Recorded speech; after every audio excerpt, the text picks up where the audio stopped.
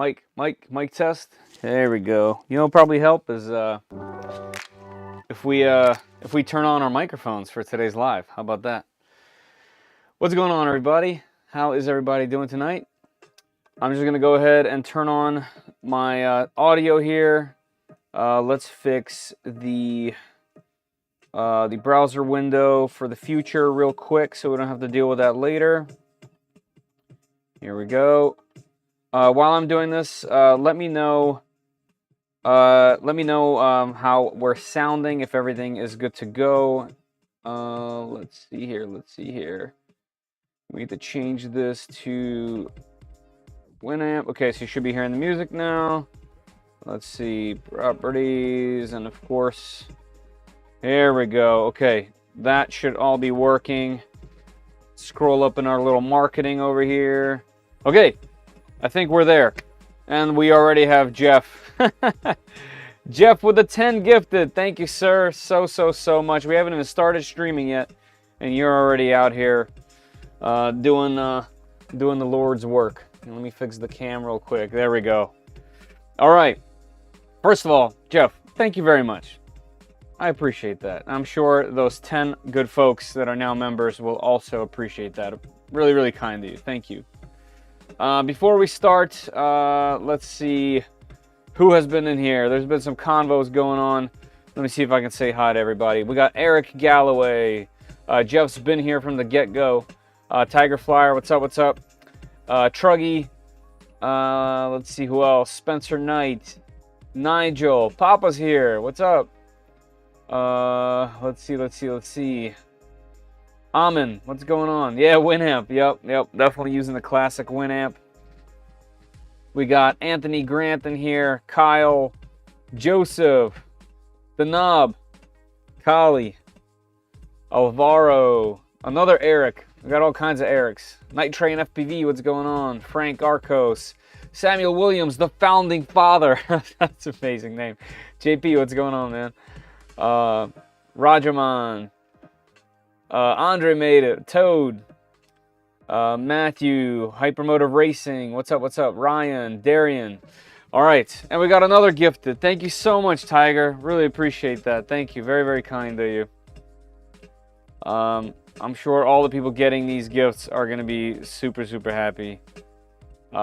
Much appreciated. Anyway, today we have a pretty interesting machine. An interesting machine for Creality specifically, because we have the third version of the Ender 3. A little backstory, I started 3D printing with an Ender 3, the original Ender 3.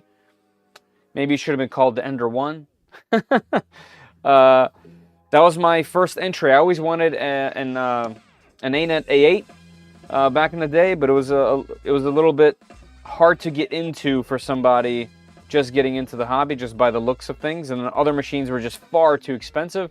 And when the Ender 3 was announced, I bought it the moment it was available from China Direct, and waited like a month and a half to get it. Yeah, so this is exciting for me. I've seen all the other Enders come out. I've had a ton of them. I have a lot of other Creality products, so it's always interesting to see what they're doing and how they're doing it. Even if we don't necessarily always agree with how and why they're doing it. It's still pretty interesting considering they're one of the biggest names in 3D printing. I'm even rocking their shirt from the Maryland Sharefest right now. But yeah, this is the Ender 3 V3, and the thing that makes this special is, at least by the looks of the marketing, is that they essentially used all of the things that they're learning from their new machines, their K series over here. If you can kind of get an idea by just the looks of it. If we zoom in here, the screen, the fit and finish, the linear rods, the entire hot end over here. I actually believe that the hot end itself, the nozzle, is from the K1C. So that's why this was released after the K1C. But it looks like they're using all their best tech, everything that they learned, and putting it into this third version of the Ender. So that's pretty interesting to see. I think we should get started by going over the few things that we need to go over. Like usual, is on top right here, there is a pinned comment. That pinned comment will take you to This is a Gleam.io link. All you have to do is answer this question, and you can be entered to win a roll of PLA Plus by 3D Max. You have to be in the United States, and you have to be present for the drawing. We usually do it in about 2 hours or so. There's a countdown. You also have to answer the question, and you have to leave your real name, because we can't ship it to you if your real name isn't in there. So those are the things that you need to do. And so far, there's only 8 people in there, so really, really good chances of winning yourself a current spool of filament. So that's one thing. The next thing is we got a store at 3D Print SOS or shop at 3D Print SOS. They both go to the same place. This is where I'm making a whole bunch of different cool merch that's relevant to 3D printing. As you can see, some of my favorite things. We gotta love the blue snips. Hopefully this has it in there. I recently unboxed the machine that didn't have one in here, and I was very disappointed. So we got that. We got a whole bunch of cool shirts. We got a few hoodies. We got some work mats with a bunch of different hot ends that I illustrated. We have them in various colors, and of course we have our mug selection. This one I'm really enjoying. Great mug, two-tone, high-quality stuff. Let's take a little sip. Cheers. Actually, let's do the cheers for real, why don't we? Okay, cool. Yeah, so those are the cool things that we are going to check out today. So, let me catch up with the chat real quick, and then we'll look at the marketing and get right into it. Howdy, nerds. My man. That's right. Hey, yo, thanks, Jeff. No idea. Yep. Yeah, Jeff's out here straight gifting. We got V in here. Hi, how you doing? We got Tin. What's up? Chad's in here. Chad's been all over the place. I see you commenting all over the place, Chad. Moot unboxing all Ender Bros. Yeah, they are all converted, aren't they? Third version of the third version of the Ender. That's true. This is the third version of the third Ender. That's right. Hey, Kay. What's up? What's going on? At least they're trying to be more legit by putting all the individual parts and model next to the printer. Yes. Don't forget that in most of these companies, especially companies this big, the marketing department is definitely very separate from the engineering department. They just are. That's how they have always kind of been. And the companies that really do a great job at this portion are the companies that either have some kind of meetings in between or have people that kind of cross in between the two. So we'll see. We'll see. Hey, bro. Hey, Rodolfo. What's up? Win him, you llama. That's right, Chris. That's right. You should put your mug on the mug. That's true. Mugception. Or put the mug on a shirt. That would work too. Hey, Philip. Darren. What's up? We got 2 Darrens in here. Don't turn around, there's a body. Yeah, that is another Creality project. We got a full 1-to-1 scale print using Creality filament from the Creality scanner using the Creality K1 Max. Do we know the retail price? I think we might. Let me refresh this page. Yep, here we go. So this just went live right now, 11 minutes ago. So $389 looks like the cost. And one thing I do want to know is if we go to the CR series. So I have this machine and I'm a big fan. I reviewed this machine and compared it to other machines and did live unboxings of this machine. This machine is actually very, very, very similarly equipped. And I want to know the current running price of this machine. So it is literally the same price. So this is a direct competitor to itself. Wow. Well, we're going to find out which one is which and why, because I now have both of these machines and I will definitely be putting them head to head. So this is essentially kind of like, this is essentially kind of like the proven version. This thing's been around for a while. This is the best version of this type of machine, and this is the new take on the machine, kind of combining the K1 series and their Cartesian Ender series together, even more so than this was already doing it, considering, you know, the hot end, the nebula pad, all that stuff. So this is using very similar, if not even the same electronic set as the Creality K series. So very interesting. That's going to be my most interesting. This is the part that I'm most interested in, is figuring out what the true difference between the two is. And if you're interested in this type of machine, which one of those should you pick and maybe why? We'll see. Hey Frank, how's the Voron coming along? So I have everything printed except for the tool set. You know, the little tools that you need to line things up. I have, what was I waiting for in the mail? Oh yeah, I was waiting for parts for Boop, because I'm doing that mod. It's tap, but for the smaller machines. So I have one of those in. I have a couple more things to plan, and then we're going to get into it. Before I get to doing that, I do want to make one more live stream on the plane, because once the weather breaks, I want that plane to be able to fly. So I kind of want to do that first, but everything's there. We still have to do a live stream of me unboxing it as well and seeing actually all the parts that are in the box and all that. So there's still some time before I get into it, but all the printed parts are pretty much done. I'm super, super excited for it. I did run out of the carbon fiber filament, and I need another roll to be able to do some, so I'm waiting on that as well. The website says, yep. So 390, yep. Hey, Zombie, how you doing, man? But it still has V wheels. Oh, yeah, on the Z. Yeah, that's right. That's right. Yeah, one of the things I really did like about the CR10 SE is this bottom rail. That huge, wide rail you don't see on anything else. That thing is so robust. And this machine moves, man. This thing prints fast.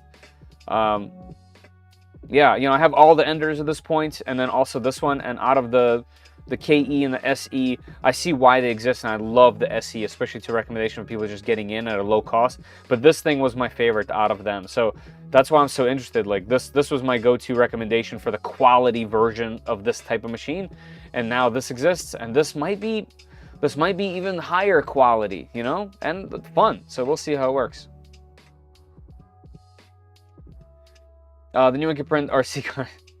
Yeah. Just took a peek at this thing on the website. Crazy price point for all the features you can get. Yes. Yeah, all the printers in the genre have been going lower and lower in price. Have been getting more and more and more. And they're making some other companies and some other printers that are out there just look ridiculous for the price, right? So there's printers that are hundreds of dollars more with less things on them, you know? The AI. Yeah, well, we'll see what that's all about. I'm watching from inside the new studio. Nice. Congrats, man. That's fantastic. Congrats, Jerry, from the print house. Fantastic, man. That's good to hear. People mentioning cringe bamboo in this chat. Big man, no question. So far, Chad, you've been the only dude mentioning bamboos, man. Fastest benchy right now is on a bed slinger. That's true.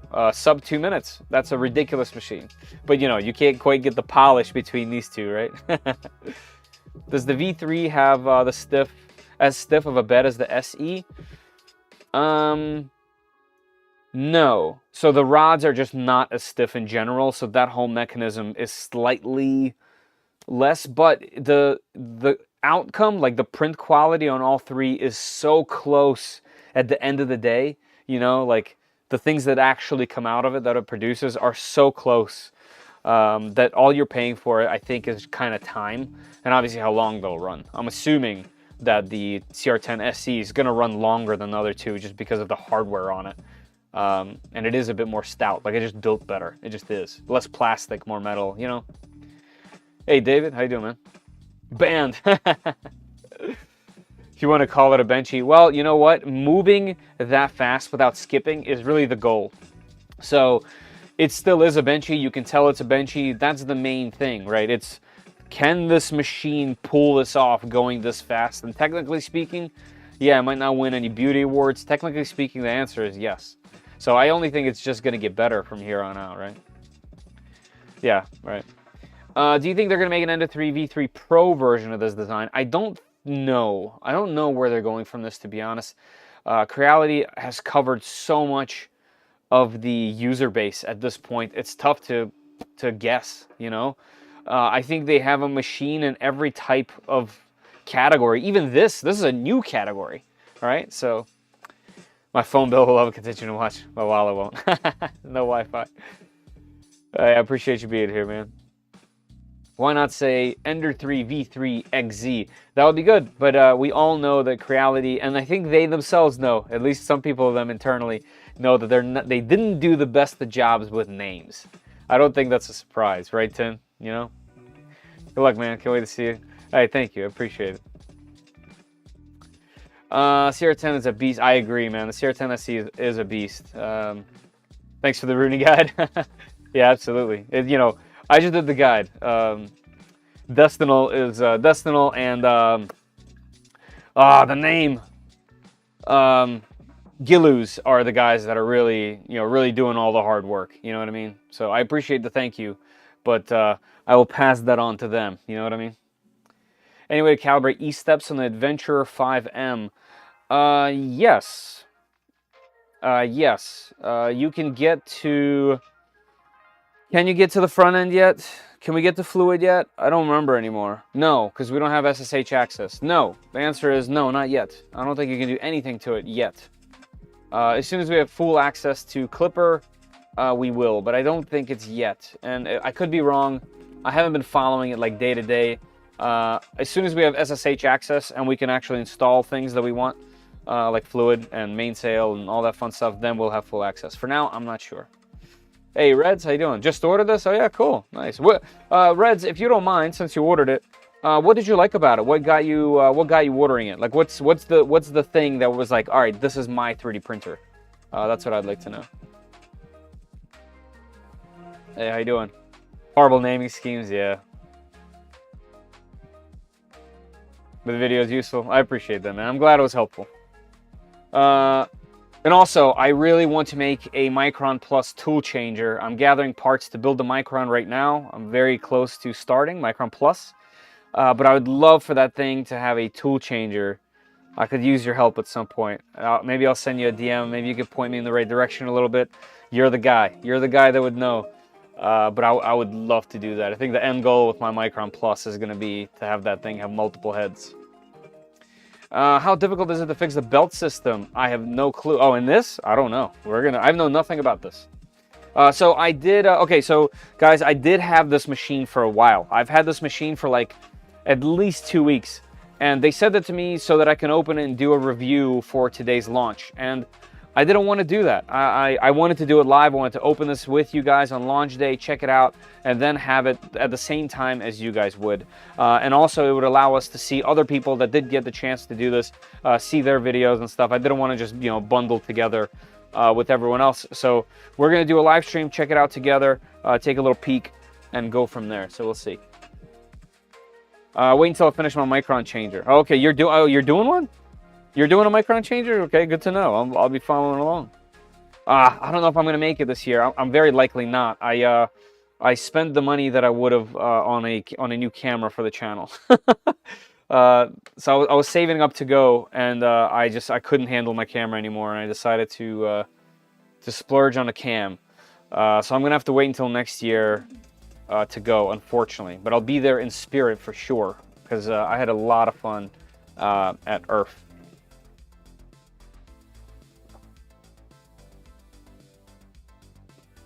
All right, here we go. Creality doesn't want to work with me until I'm 5K subs. You got it, Reds. You're close, right? Here, let me do you a solid. Let's go to YouTube. Reds 3D. Hey everybody that's in here, let's show some love. Let's get into 5K. Sub. There we go. One more sub to get you closer, man. I'll check out the channel. I see some Babu content, a giveaway, a bunch of shorts. Nice. I'll definitely check it out.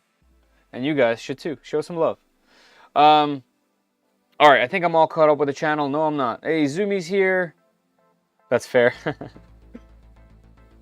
I was waiting to order the V3, but then I saw the Adventure 5M at a crazy price. I bought that instead. That's fair. That's a fantastic machine, especially now that they're actually opening up Clipper. Because that was my biggest gripe, is they're making money off the backs of, open source software, or firmware, rather. And now that they're getting closer to giving us full access to the thing that we should have access to, I'm much more eager to talk about it and be happy about it.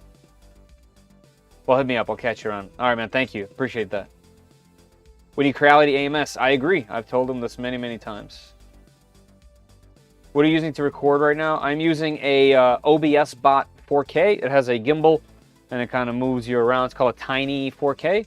And then the other one is also an OBS Bot camera. It's called the Meet 4K.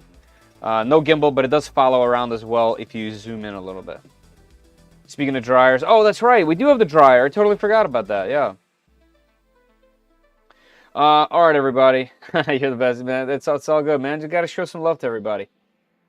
Is this meant to be a better KE? I don't know about better, just different. I think they're testing the grounds with new tech, and they're kind of just trying to push the ender line and get us machines that kind of cover all the bases here.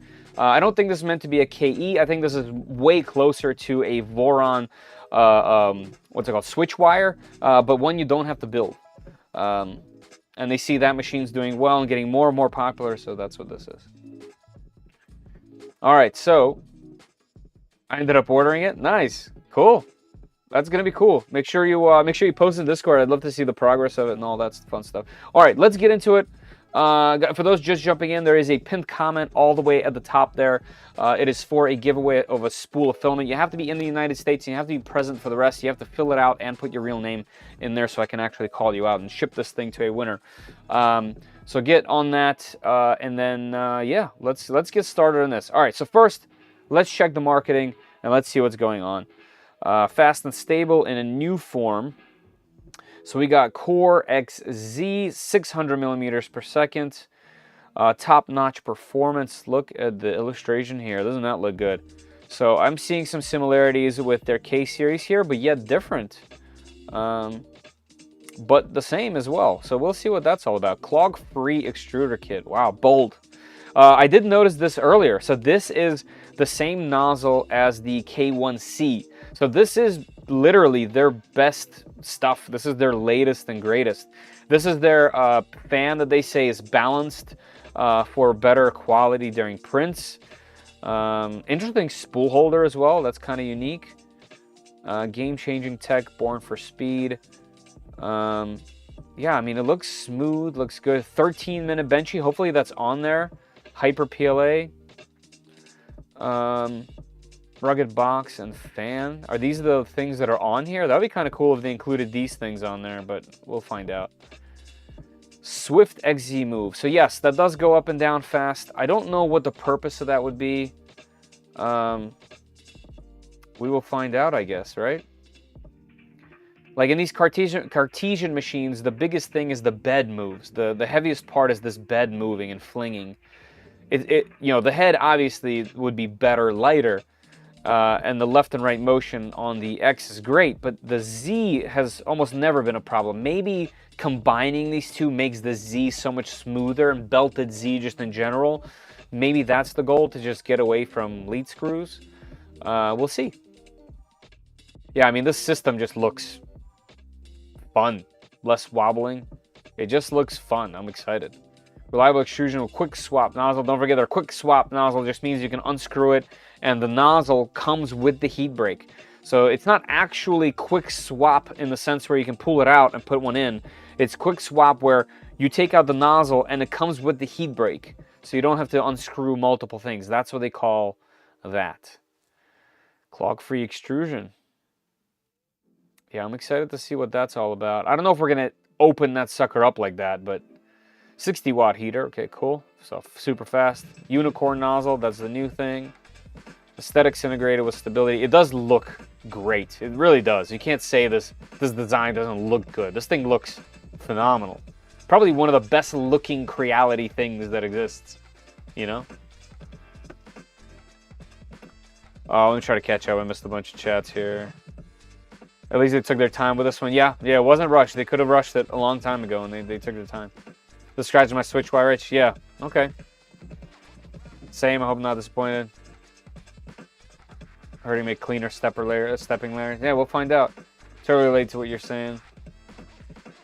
Right. Yeah, right. Cyclops.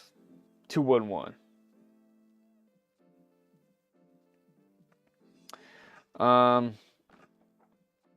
Yeah, the CR10 SE has been really good. Everything that I've used it for has come out in quality, in super high quality, and just fast and just great. So yeah, I definitely like it. Yeah, belted Z. That's probably the point, right? Is to just get rid of the lead screws and the friction and.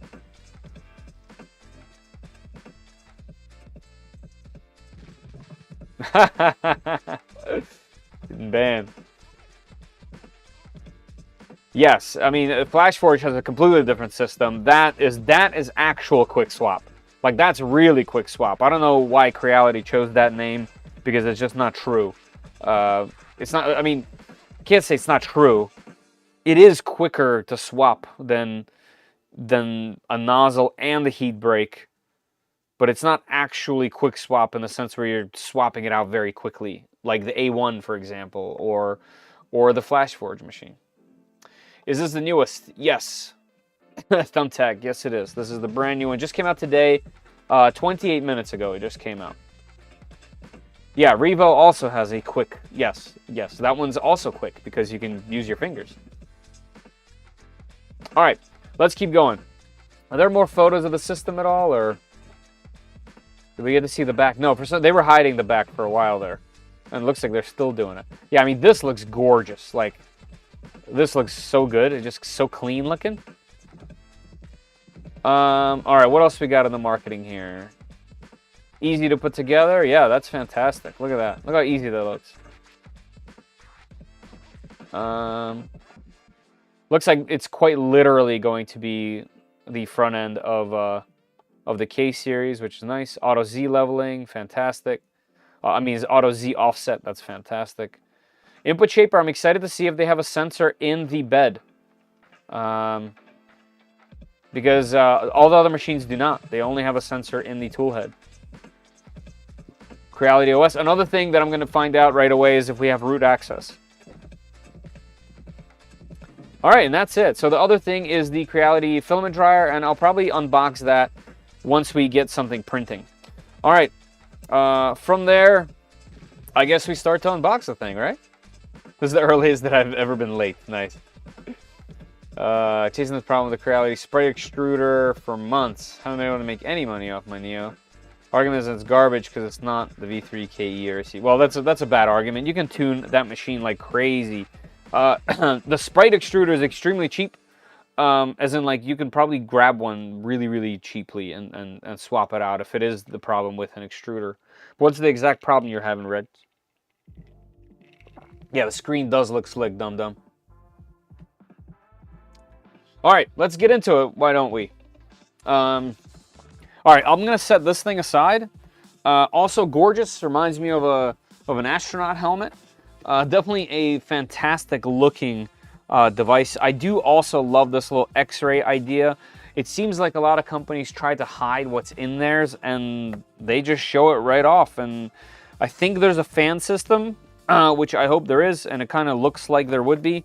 We're going to find out. Let's see, does it say? Yeah, 360-degree cooling, and I think they say that not because the heater is 360, it's because it will blow 360. So I'm excited, and whoever did the graphic design on this box, kudos. I actually think it's really clean and looks like a quality product. They did a phenomenal job there. Okay, let's get you guys a better camera angle. Let me make sure the camera is zoomed all the way out so that you have the full image. Let's go to the Meet 4K. Yes, okay, zoomed all the way out. I'm going to do autofocus for now. If it starts focusing on the background over there, I'll swap it out a little bit later, but here we go. Okay, guys, if something is messed up in terms of, like, you can't see what I'm doing or something's in the way, please let me know in the chats before I get too far along without you guys seeing what you actually want to see. How much on that box? Let's check it out. Let's do Creality. Products. Let's see, where would we go for that? We would go to, it would be in here. Here we go. The dryer might not be out at the moment. It's also a thing. Yeah, this looks great. I'm excited for this, actually. I do have a favorite. My favorite is currently the Sunlu S4. It is by far the best dryer that I have. The size, oh, it's 70 bucks. Okay, that's fair. That's fair. If it's a quality dryer that has a really good menu, I would pay that. Yeah, okay. I mean, obviously, I'd like it to be cheaper. 50 bucks would be great, but If it, like I said, if it's an actual quality piece, I'm going in. Brian, what's in the box? Has donated $5 and says what's in the box. Appreciate that, man. Thanks, dude. What's in the box? Was that your way to push me into actually unboxing instead of just chatting it up like I have been? Because I appreciate that too. Sometimes I need the push. $65 on Amazon tonight? Oh, that's awesome. Maybe I should post the Amazon link. I didn't know it was available. All right, let's see what we got in here. I'm going to push it slightly off the desk here. And then hopefully be resting stuff over here. Okay, let's do it like that. All right, so we are greeted with an installation guide that I'm not going to open. We have a filament spool holder. We have this lovely little box. Let's see what we got inside. All right, we got our filament pusher. We have some hardware. I'll keep that out. We have some tools. Also, this tool is fantastic. It's for nozzles.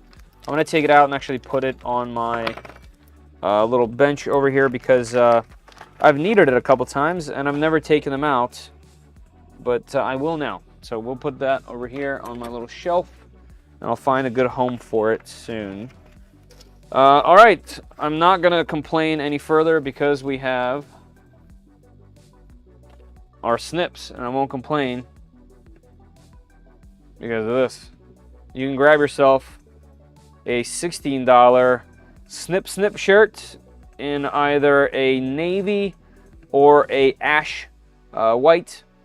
Everything on the website, by the way, on shop or store.3dprintsos is illustrated and done by me, so it's all original art and merch. And I tried to make the price as low as humanly possible so that you can actually like get these things instead of just thinking about them. All right, back to work. We also get no rubber duck. No. Big Tree Tech might have though. First consumer core. Yeah, that's true. That is. Yeah. Yeah, that's like a non-kit. That's true. Snips. Gotta love the snips. All right, looks like we have a USB drive without any markings on it. And we have metal grease. Interesting. Metal grease. Okay. And we have some zip ties. I don't know if we'll need them. I'll just keep them in here for now. And I have plenty of zip ties behind me on my wall in case I need them. Snips is on the bingo card. All right, we'll put this back. Let's see what else we get. We have a little baggie of sorts. Looks like some kind of clips. Interesting. So we might actually have to go and look at the instructions after all.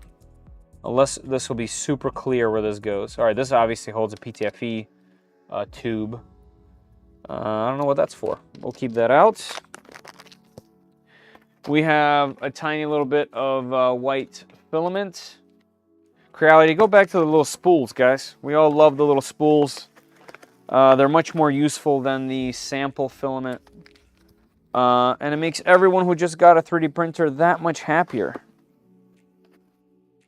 All right, so we have an injection molded holder here. Actually, surprisingly heavy, unnecessarily heavy. Should this be a little bit brighter? Let me turn the brightness up a little bit. Here we go. Just kick it up just a hair. It's using the graphite brass lubricating bearing. Yes, it is using graphite bearings. Good printers are really getting cheap. Yes, they are. They really, really are. And we love that.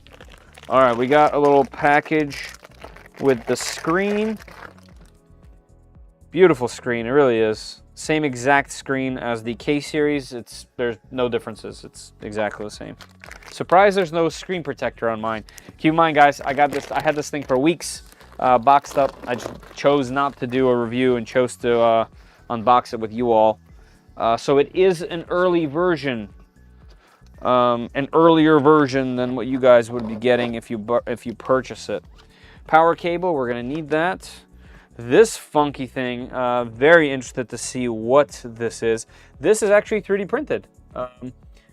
Yeah, that's how you could tell that I have an earlier one. There's some kind of spring mechanism. This thing is wild. What is this? I guess we'll figure out how this goes later, but I am... Oh, look at that, we have our intro song playing. That thing hasn't played on random in a long time. Yeah, I'm interested to see what this does and is. Has some interesting design choices in here. Also, good print. All right, let's go. Let's get the top of the machine. Okay, so we got the whole top gantry system here. Let's see what we got going on. I see a little micro switch up here. You guys hear that? Probably not. There's a little switch up here. We got the tool head. Can this thing move? It can, and it has some protective pieces around it. Let's turn it around, see what's on the back. All right, so here is the belt system. It is looking so clean. Actually, the belt system, the belt kind of crosses itself at the top here, interestingly enough. Very good looking. We have a spring on the bottom there, something to plug in. No LEDs at the top, no LEDs, although there is a little spot you can put them. Filament sensor right over here. Interesting. There is a cooling fan on the back of this thing. So, is that for the extruder? Is that for the board? Is that dual-sided cooling? That is indeed dual-sided cooling, guys. That is actually really cool. I did not know that. So it looks like a 40 mil fan there and a 40 mil there. So that is actually an upgrade over the K series, having dual-sided cooling on the tool head. The extruder does look like, at least from here, it looks the same as the K series. Maybe we'll take the shroud off once I have it assembled just to take a look.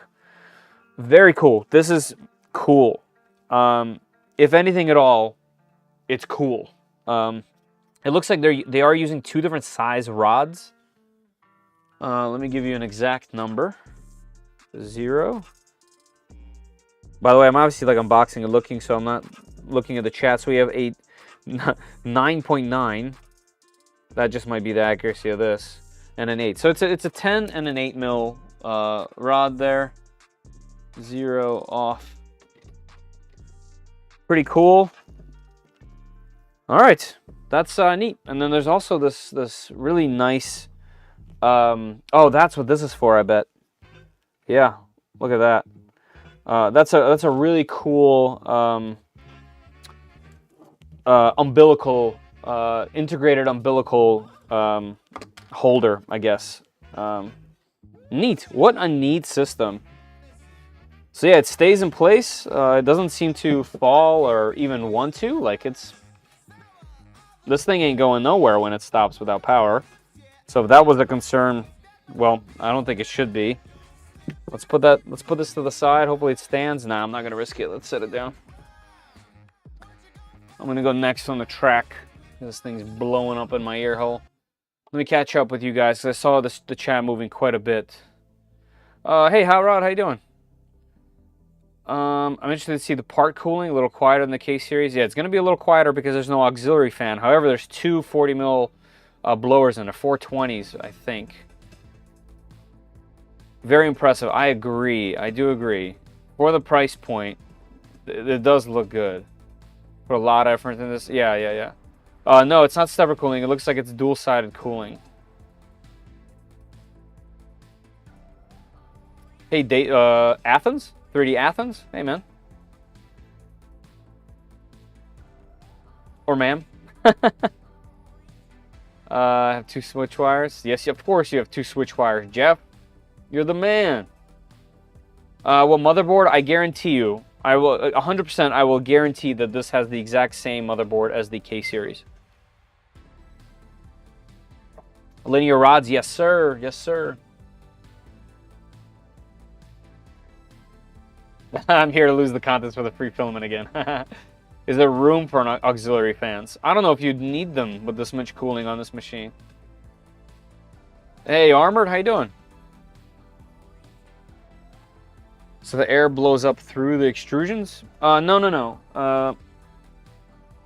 No, this blows up through this cooling duct right here. So it's a blower fan that's pointed downward right here. So it's going to blow quite a bit of air right down here. Maybe even more than this one. So that's definitely a very interesting modification over the other machines. And I had no idea that that exists. So it has Wi-Fi. Oh yeah, this is going to run Clipper. Well, Creality OS. But hopefully once we boot it up and it does its thing, hopefully we get to Clipper. That's going to be the first thing that I'm checking. Because you know I'm going to root it instantaneously. I want full access. I will have it. All right, let's get this body out of here. And it looks so compact. That's another thing, guys, is and gals. This thing is so much more compact. Look at this. It's like the size of a Nintendo or something. It's like the first gen iPad. Let's see how many of you guys understand my humor. This is tiny. It's almost the size of the print bed. So that's what this is about. That's what this is about. I'm so glad I didn't get rid of the CR10 SE. This is them showing off their design. That's what this is. Also, crazy thick cable for the bed here. Interesting. Nice quality wrapping on the cable. I know no one cares about that, but I hate the plastic stuff, that like corrugated plastic. So this is great. Very robust cable here. Looks like this is an 8-pin. 4, 5, 6, 7-pin. It's a 7-pin cable. Interesting. So it's like CAN bus plus. I don't know. We'll find out. This just has the letter D on there. Creality giving me the D. Look at that. Wire won't catch fire. We don't know yet. We don't know yet. Very nice printer. Yeah.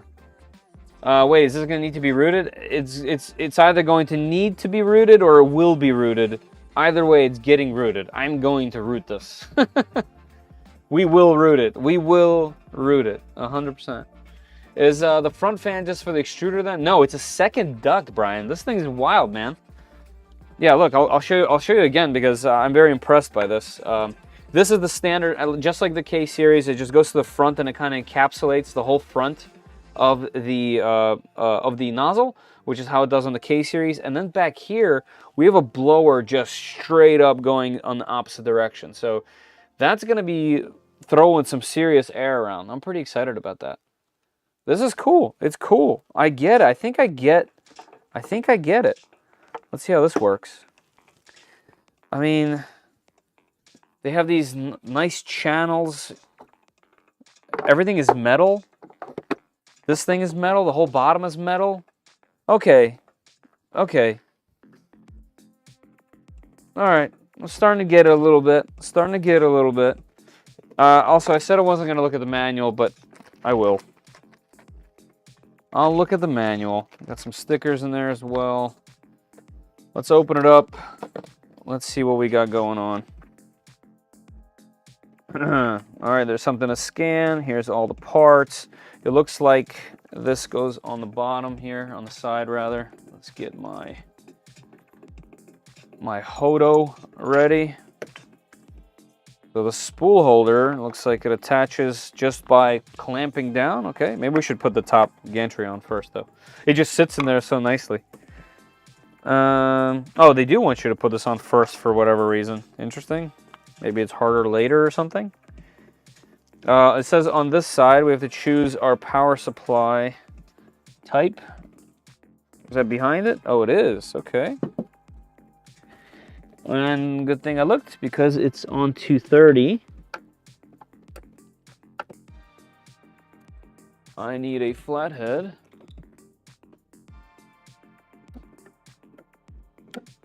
Come on, guy. There we go. All right, you know what we should do, which we do with every other machine that's on here? We're going to take a look a little bit deeper first. I'm going to go ahead and take the build plate off, just so it doesn't get devoured here. Also, let's take a look at the carriages here. You guys see the carriages on the bottom? So it looks like, do we have all four? Yes, so this bed has all four pressure sensors in the bed instead of just one, like on the CR10 or the Ender 3v3 KE or SE. They all have one. This has all four, so this bed mechanism is straight up from the K series. Okay, I'm digging it. Let's check the rods. Are these 8s or 10s? Thick boy 10s. Okay, so another upgrade over the other Enders is we got larger rods right there.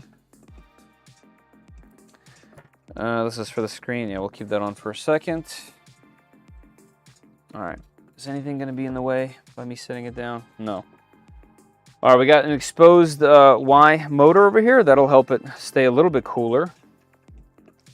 So not bad there. I see an opening for 2 sets of fans. One is going to be the power supply. One is going to be the motherboard. So we'll see about that. Oh, I'm so far behind on the chat. I just realized that I haven't been moving it. So guys, I'm definitely going to miss a whole bunch. So hopefully I'm just going over what you guys are interested in seeing. And I'll try to catch up when I actually look up. I did not expect to like this machine. I didn't know what to expect with this machine, so I'm kind of excited that it's actually somewhat exciting. Here, let's probably have it on the screen, right? And then the other thing I wanted to do is, let's zoom in just a bit, just so you guys can see a little bit more of everything that's happening. And what I'll do is, I'll lift this thing up, and let's rotate it a bit. Let's go this way and down. There we go, just trying to get you guys a better view of what's going on in here.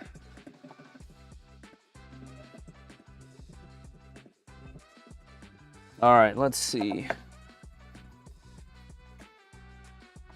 Let's see what you got going on in here, Creality.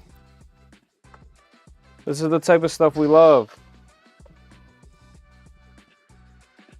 And with all the other manufacturers that I guess won't talk to me or won't send me a machine because I like digging into these things, well, you know what, Creality, I'll be first to say thank you for trusting me. For even, you know, sending me these machines to check out without me required to do anything specific. I and the community appreciate this type of thing. I'm sure all the viewers that are watching me tear this thing up right now are enjoying the fact that they get to see it.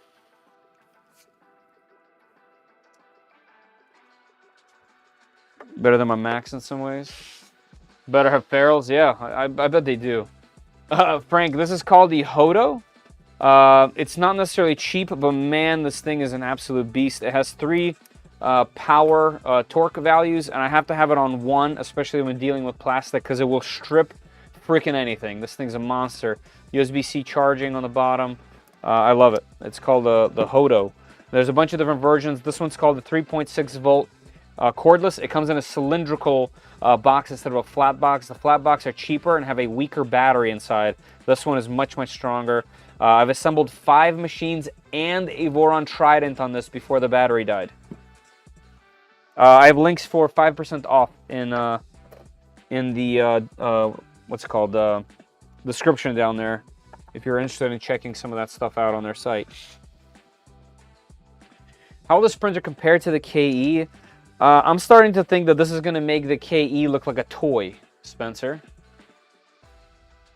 Because of the quality of the things that I'm seeing so far. Alright, so let's see what we got. First of all, thank you for making this cord long. Here, let me get you guys a little bit closer.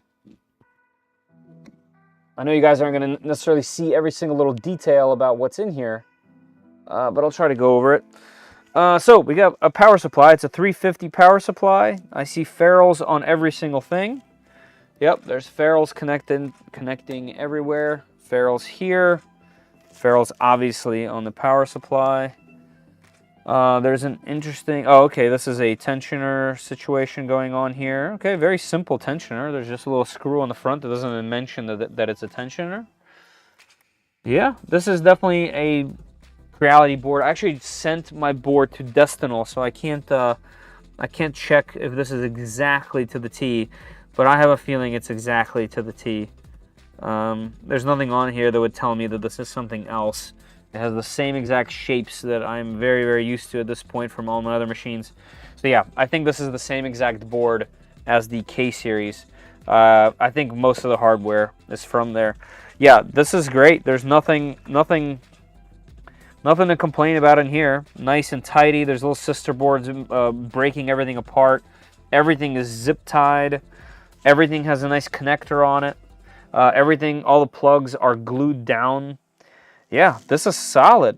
This is solid. And most importantly, everything is metal and not plastic. This is what? This was sticking out over here. Yeah.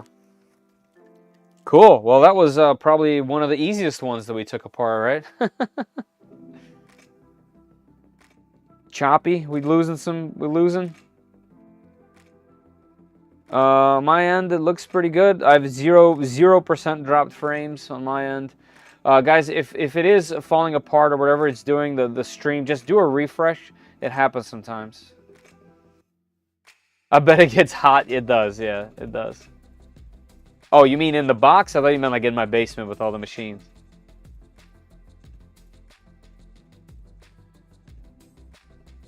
Are going extinct. Yeah, I think Marlin is going to probably start to phase itself out unless they do something else. I mean, Marlin is still great. It really is.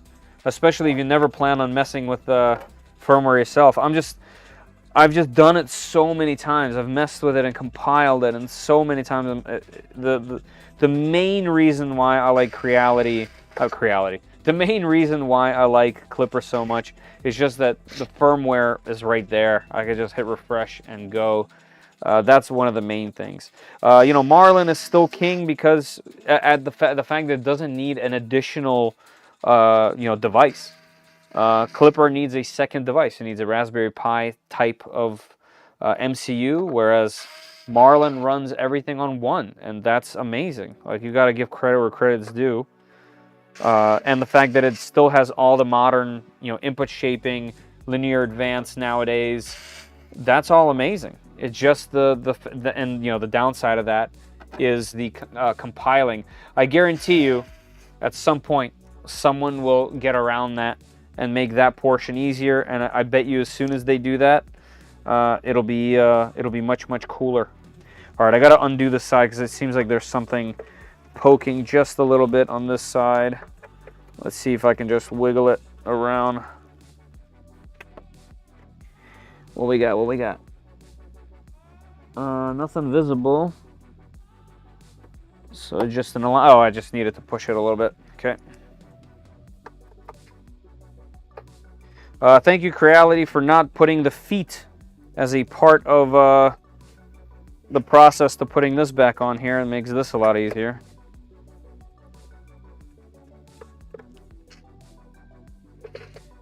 Okay. All right, that was better than I expected. Like I said, this thing is super compact on the bottom here, which is refreshing, to be honest with you. All right, let's throw this on there and let's figure out the hardware that we need to get that installed. I'm assuming everything is using these because there's no other hardware. So I've been unboxing a whole ton of machines and putting everything together from a lot of different manufacturers. And I love it when there's the least amount of hardware, and the fact that it's just a bunch of these with nothing else, that makes that significantly easier and smoother, doesn't it? All right, so I like to push it down to the edge here of the table, and we'll just go ahead and screw them in. Make sure they're aligned. There we go. That's one. That's two. Flip the machine around. I'll have it go off the table again. Let's get the power cord from underneath of it. We just need 2 more.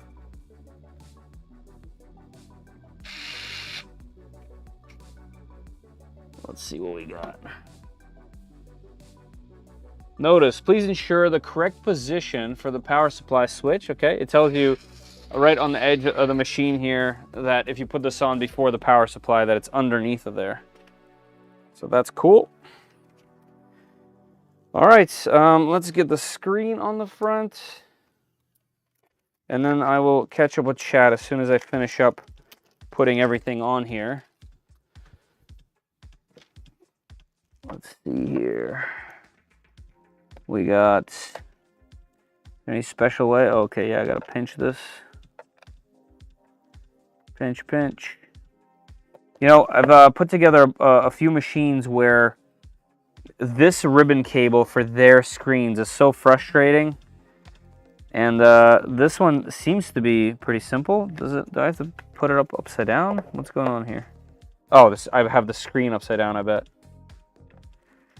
Yeah, there we go. This screen has an actual connector with like things you can squeeze. It's not just the ribbon. It doesn't feel fragile, which is nice. Let's see, installation is you push it up and then clicks down. Done. Okay. The only other things we have left is plugging in the motors. So let's go ahead and do that. All right, let's see what we got going on here. This one is a nice black plug. There we go, and this should plug into here. Is there a better way to route this, is the question? And what's this? I'm guessing this is a filament sensor. What is this? What's this wire? That goes over here. Oh, that goes to the switch. Okay, so this thing is gonna home at the top? Oh yeah, okay, so it has switches at the top and bottom here. Well, let me adjust the camera back this way. And did we zoom? We did. Let's unzoom. All right, so it looks like its home position is at the top.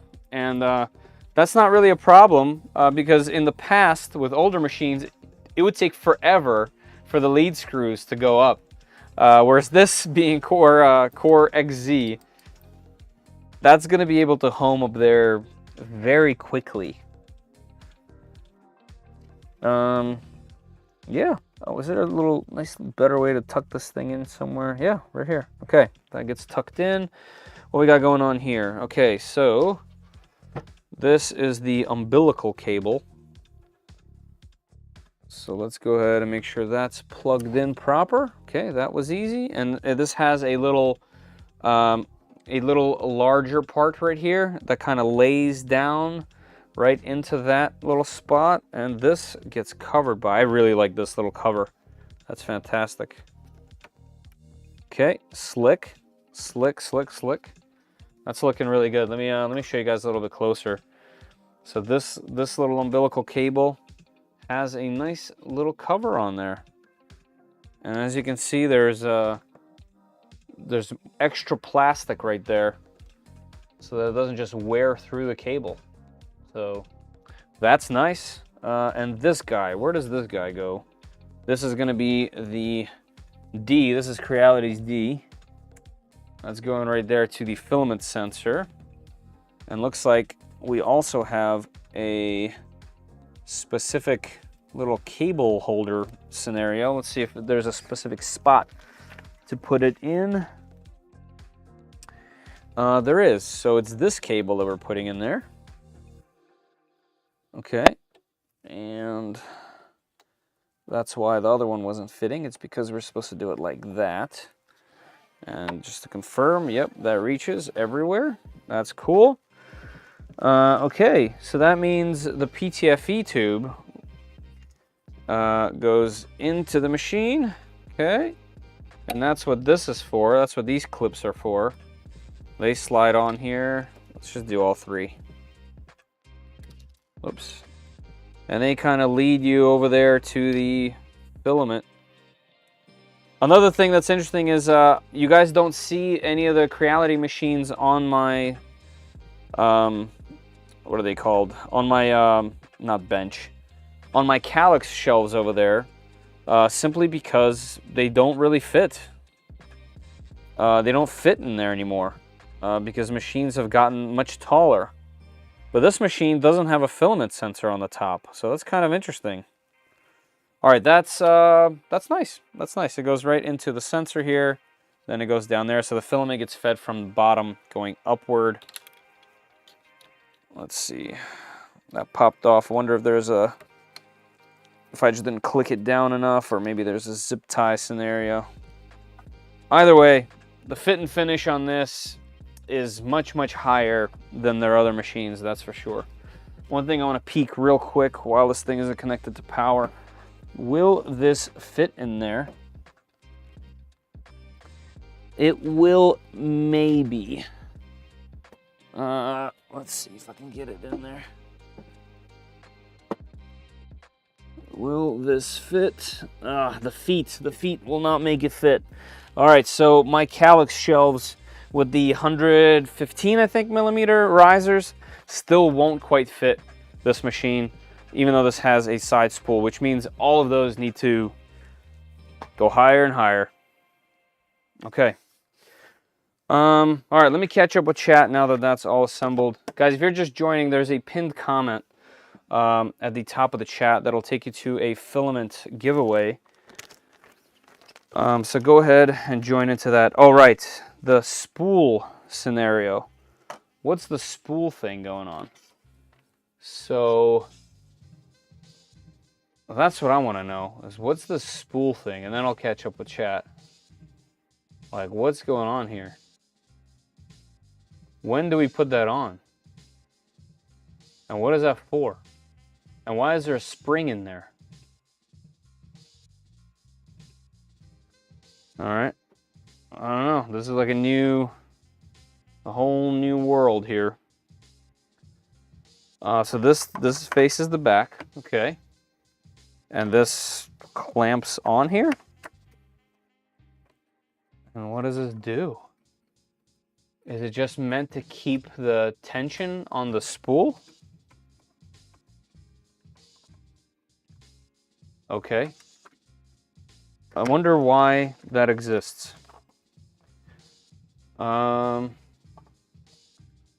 Tensions the filament. Why? Is that a problem? Also, I have 4 pieces of hardware here. Oh, I see. I missed 4 screws.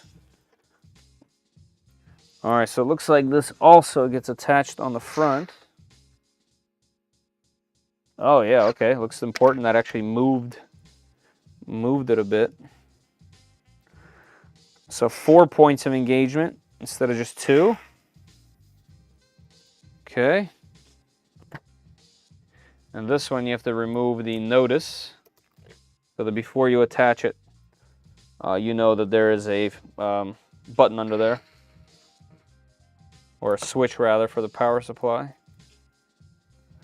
This thing looks tiny. It's super compact. I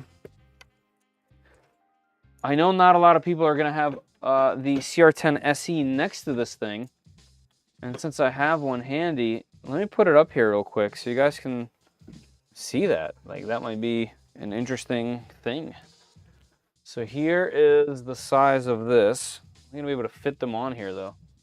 That's the question. All right, let's get this guy, this box, and all the booby traps over there. And let's bring this out. So, as you can tell here, this thing has about a whole hand on the side, whereas this has just 2 fingers. This also has the display on the side. I mean, that has a spool holder on the side. At the end of the day, this thing is a bit more compact, but it looks like not by much, really. This does have the nice drawer on the front. There's no drawer on that one. But yeah, this is definitely a quality machine, but that, build-wise, just because everything is metal on that machine, seems really nice. Extrusions, LEDs, rods.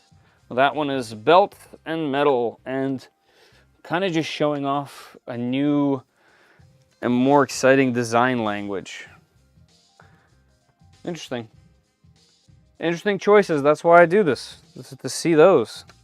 There was some black filament on there, but let's see what we should choose. I don't really have... you know what? Let's do the copper. This copper filament was looking really good. We used it on the Delta machine. It's the brand new copper PLA by 3D Max, and it's just a beautiful color. It's not hyper, but that should be okay. So that's the filament that we'll be using for today. I'll just put it in here for now, so I don't forget to later or want to look or any of that stuff. So we'll just put it in, make sure that's locked in. And then let's figure this thing out. So this goes onto here. Interesting. I don't fully grasp what this actually does. Like, what's the actual benefit of this? I don't know. When it's a full spool... Oh, okay. Okay. So when it's a full spool, this thing would go down. It's obviously not a full spool. It'll stop it from kind of getting loose and maybe falling off the sides and all that stuff. Okay. Totally unnecessary if you ask me, but okay. It does keep the spool on there. Maybe this thing is supposed to fling so fast that that's like gonna be of concern. I don't know. Print bed. Put this bad boy on here. Let me grab some ISO.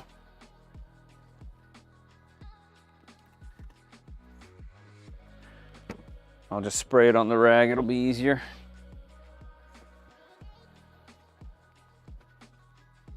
There we go. Rag. Microfiber towel. Put it on a rag. All right.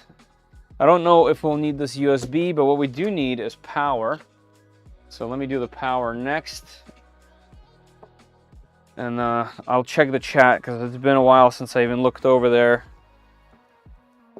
I will catch up with you guys in 1 minute. All right, let's see if I can reach underneath this way. We can. Let's go here. You know what? Let me go through the top. Underneath the Voron. There we go. That gives us just enough space.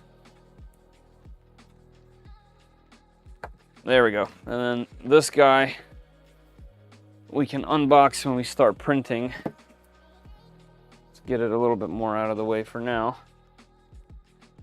Will this reach? All right, that should be just enough distance.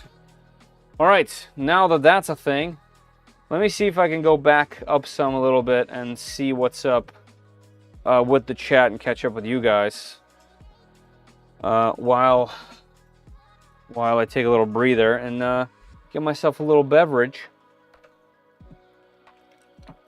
Thanks to everyone watching. Before I start with the chat stuff, there is a pinned comment all the way at the top with a link to gleam.io where you can answer a simple question and be entered to win a spool of filament towards the end of this stream. And we only have 44 people entered, so pretty good chance to win yourself a spool of PLA Plus by 3D Max. You have to be present and you have to be in the United States. Please answer the question or I will be forced to pick someone else. Also, don't forget, you need to use your real name so I can actually send you something. Well, I'm not sending it to you, so that 3D Max can actually send you something. Also, check out store.3dprintsos or shop.3dprintsos. Both take you to the same place for some pretty cool 3D printing shirts and other merch like mats and mugs. And you can be as cool as this guy. Ready? Hold on. Come on. That's cool. Yeah, my apologies for that. Anyway, let me get to the chat. The design reminds me of Mac Mini. Yeah, I can see that. Her likes Creality's feet. That's enough internet. Wow, that's pretty good.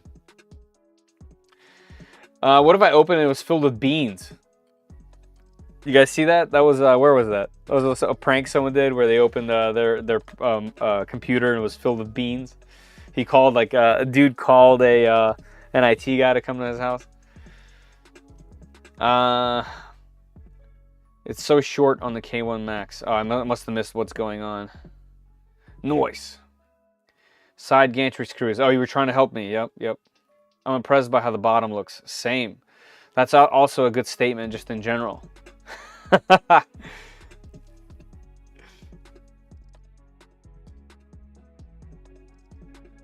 Side gantry screws.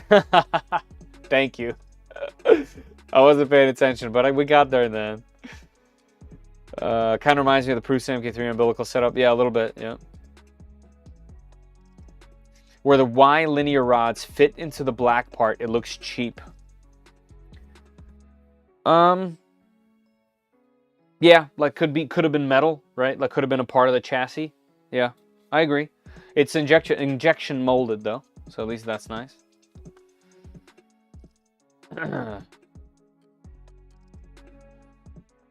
Steven's Garage. How many printers are you up to now?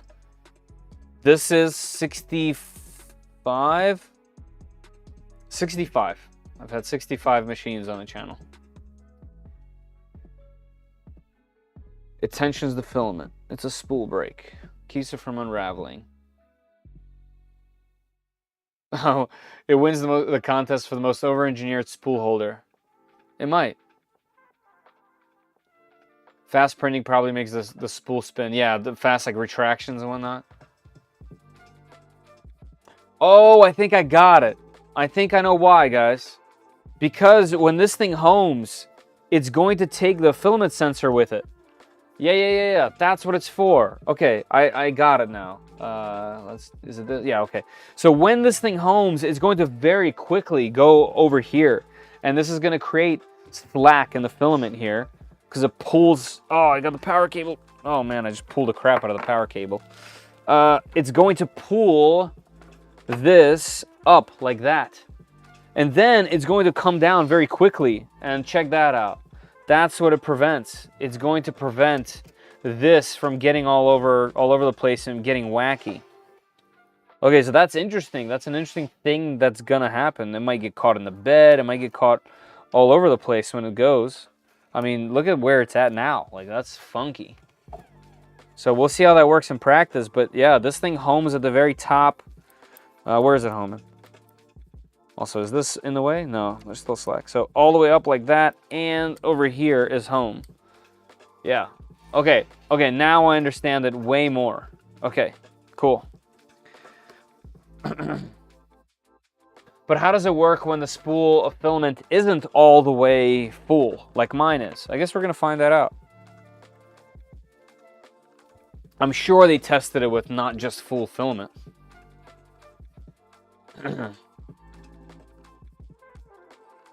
Once again, I'm encouraging everyone that hit that thumbs up icon to support Feder. I appreciate that, Larry. That's very nice of you. Have you ever had your V0 filament unwind over the edge of the spool? Yeah, I have. The brand new spools do that. That's got to be what this is for sure. You can mount the spool on top also. Yeah, you're right. There is mounts here. How would you... If you mount it at the top, how are you going to use the filament sensor that's mounted right here?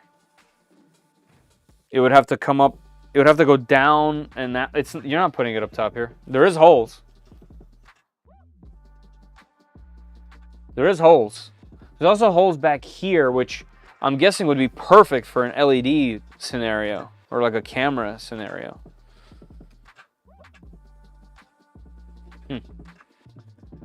All right, is it the new printer? Yes, Velvix. It's the brand new machine that just came out about an hour and 20 minutes ago.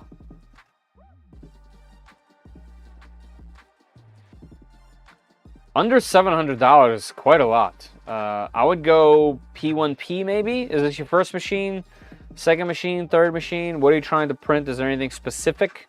Or just price and 3D printer are your only things that you want, Suman?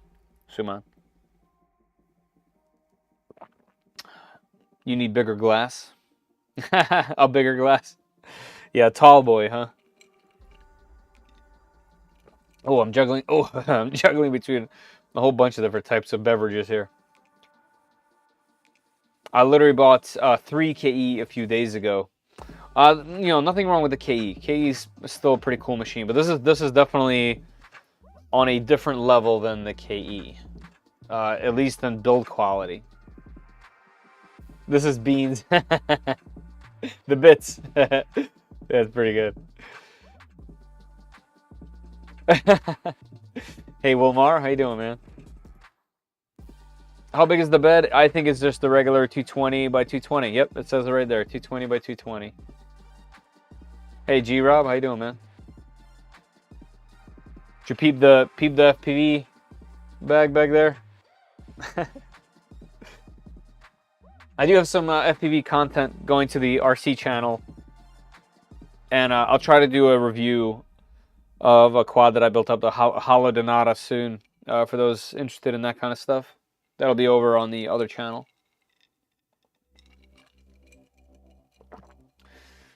Didn't Creality have a spool holder with a load cell in it to measure the spool weight? They did have that. They do have that. With a screen. It has an OLED screen on there, I think.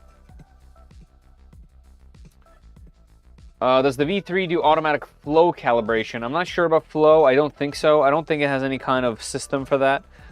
Just the automatic leveling and Z offset.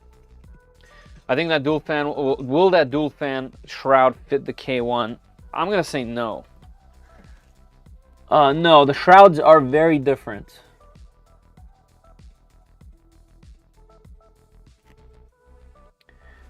No, I don't think so. I don't think there's a place... man, I forgot how good the door is on the K1C.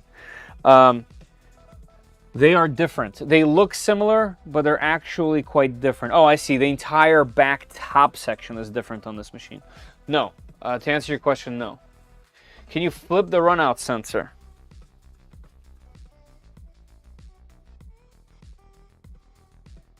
You might be able to flip the runout sensor.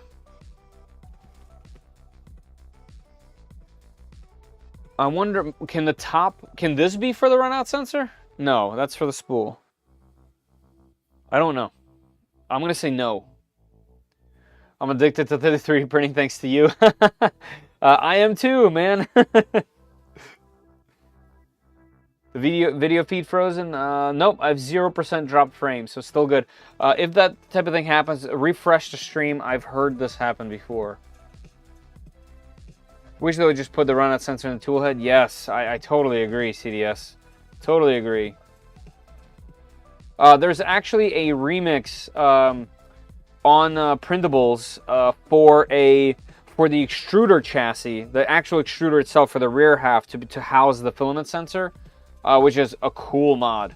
Definitely a cool mod for all the machines, for all the K series machines, and I'm guessing this extruder would fit in there the same. I really love how sleek it is. I agree, it does look sleek. That's actually the word. That's the word that I would describe. This thing is sleek. P1P, not P1S. I don't know how much the P1S is. That's the only reason why I said P1P. I also like the fact there's an upgrade path. You can get the P1P and then make it into a P1S, which I like. How much will it cost? I think it is $390. So if I already have the K1, does this offer anything else? No. No, if you have the K1, no. No, this is for the people that are trying to get in underneath the K1's price. If you have a K1 or you wanted something like a K1 or you need something enclosed, no, I would go for the K1.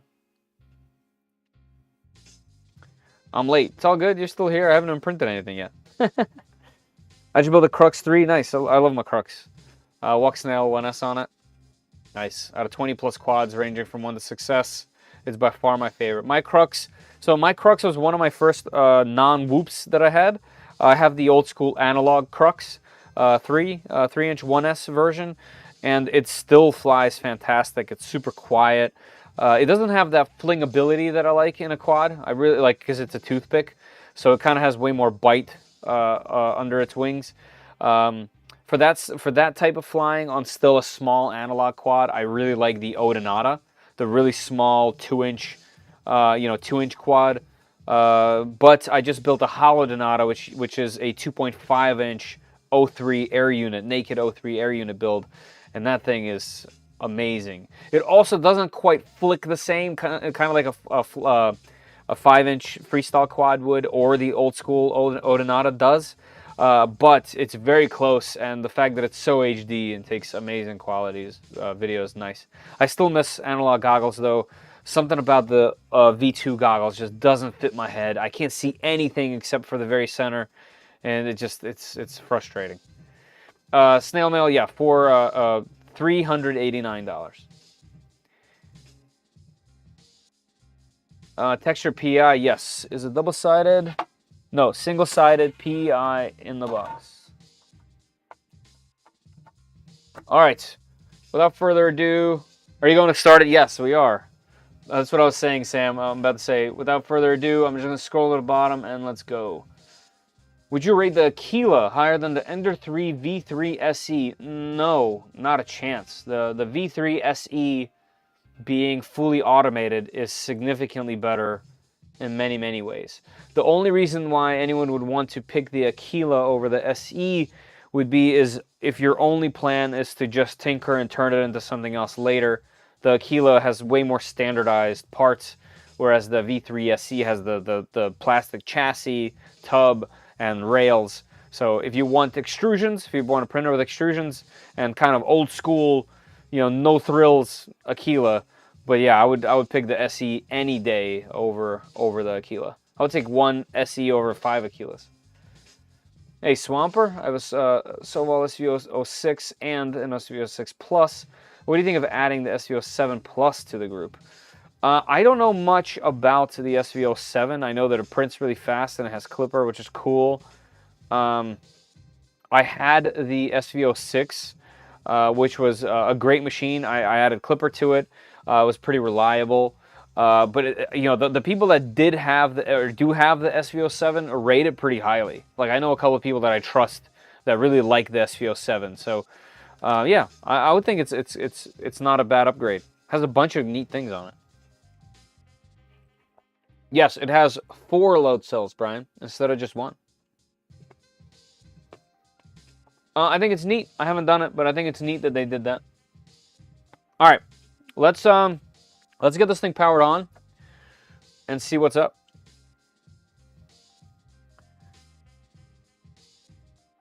All right, we got the Creality logo. That's a good sign. I'm gonna wait to put this in to see if there's files already on here and whatnot. There's also some empty screws right over here on the side. I wonder what that's for. Maybe that's for a camera mount. I don't know. I'm assuming first boot is going to take a little bit longer than normal. SVO6 is very good. Yes, it is very good.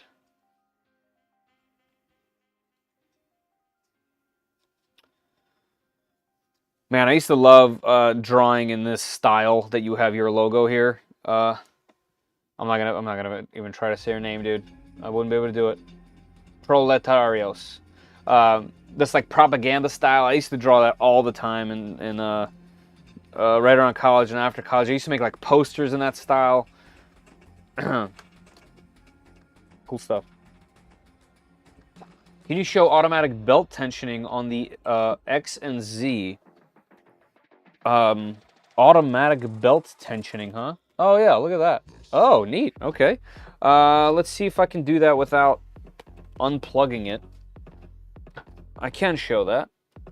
Okay, so right up here,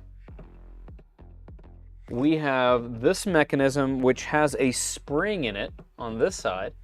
So it is constantly putting tension on the belts. Hold on, let's get this thing to focus here. There we go. Yeah, that's pretty cool. They have it on both sides. You can kind of see the spring in there, right here. Yeah, that's a really neat mechanism. All right. Let's get to it. So we got English. I have totally read this whole thing. Please set up your network. I will do. Nice. I love how responsive the screen is.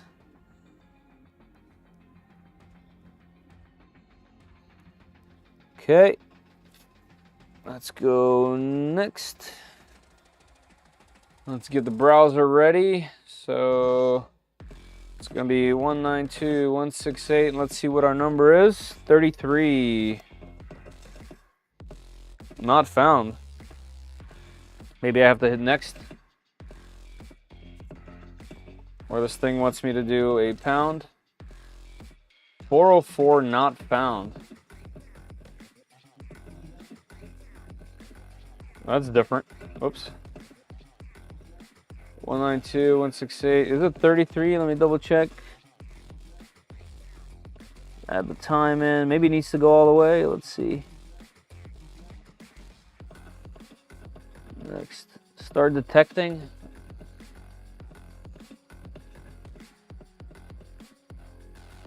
Not secure. Obviously, it's not secure.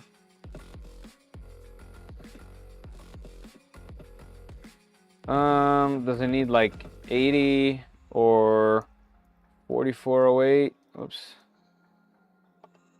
Interesting. So nothing through there. Before I get any further, let's do further testing here. Let me see if Creality Print picks it up.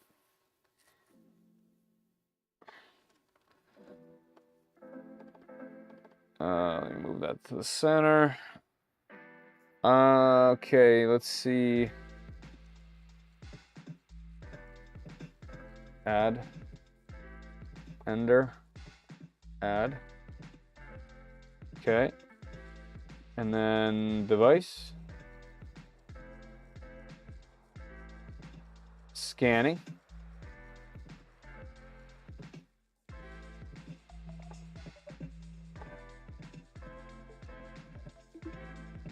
Can't find the device. Huh? I wonder if the machine has to go through its whole check to appear.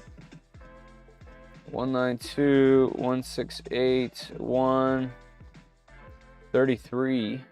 Add. Nope, it's on here. Can I see the details? So yeah, I think it just like stopped because it hasn't gone through its thing yet. All right, I'm not going to click anything. Let's go through everything on the screen before we make any conclusions. Also, this has an LED in it. That's kind of neat. It looks very, very high end. Also, this needs to be cleaned. Those rods have some kind of shipping related grease on there. And I bet that's why they included grease. So I got some isopropyl alcohol on here. And I will clean them off and then we'll put some fresh grease on here real quick.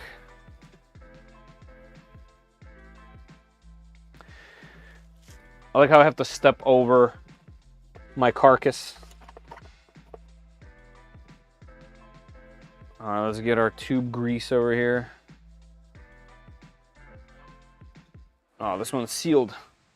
There's an open one in here somewhere. There we go. Okay, not too much. Let's see here.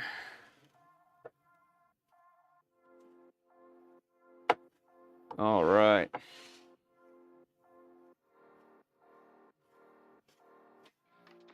Okay, happy with that. Let's get it. Schmutz. It's got some schmutz on there. All right, let's do start detecting. Also, there might be an update as well, considering that this is an early preview model and they released today. So we'll see what that's looking like. First time boot took more time. Linux needs to expand partition. Yes, but it should already be well into its boot process by now. I have a feeling that it needs to get through all the way to the end of the screen, or just something is up, and we'll figure it out.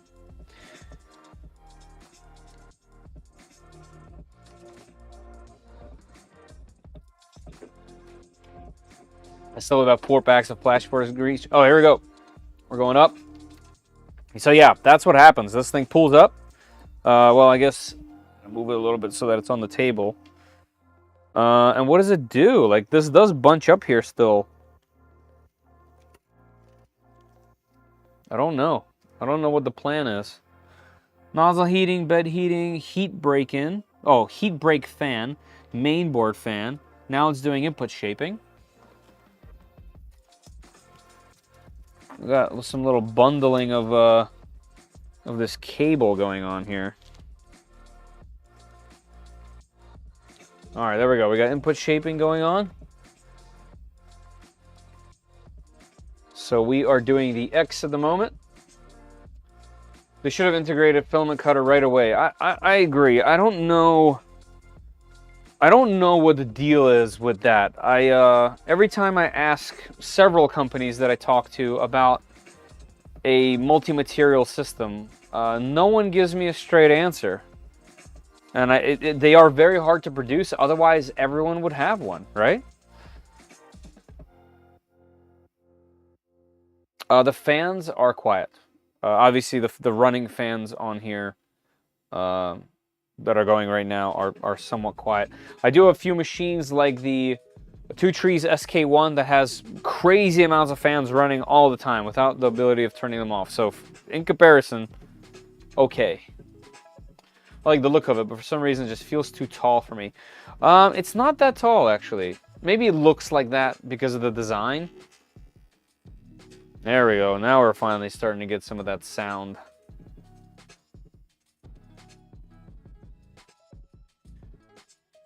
Hopefully it does shaping on Y. I know. That's what I really want to know is, did they put a shaper in there? You know, I hope they did, because there is a ton of wiring going on in there, and they do have 4 sensors. So I'm just gonna give them the benefit of the doubt at the moment, but if they didn't, that would be a shame. That would be a shame. I spent 9 hours in Fusion 360 and running printers today. Now relax and watch awesome 3D printing content. Well, and then you came here? Waste, brother. Waste, brother.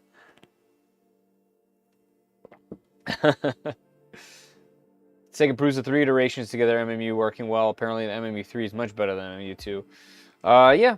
I mean, same with Voron, right? Version 2 is apparently significantly better because of that filament cutter and a bunch of other little tiny things all over the place than V1.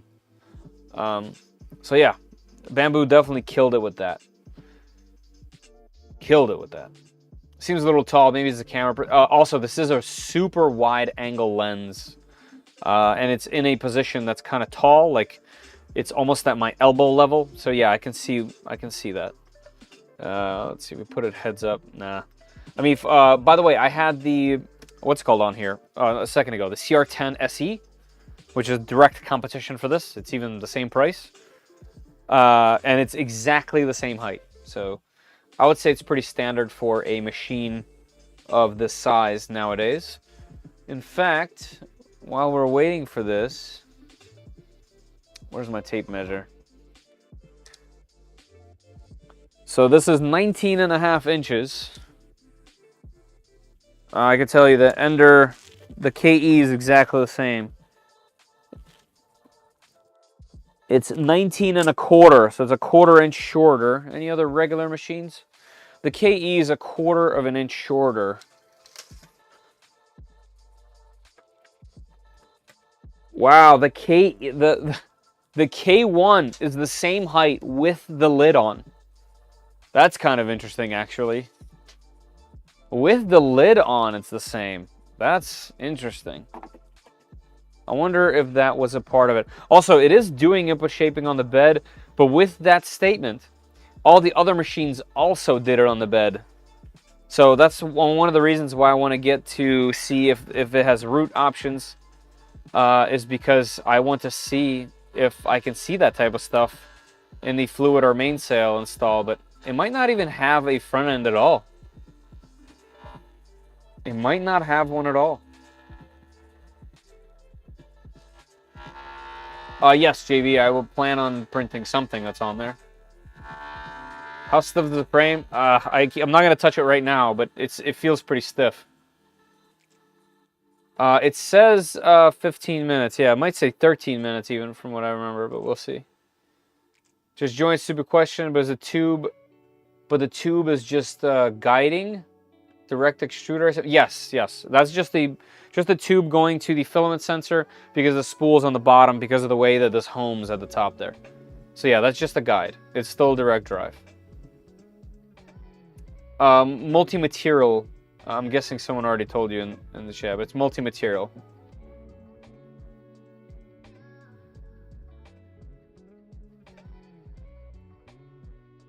Is the limited version of Clipper? We're going to find out, and if it is, I'm going to root it. If it's running Clipper, I'm rooting it.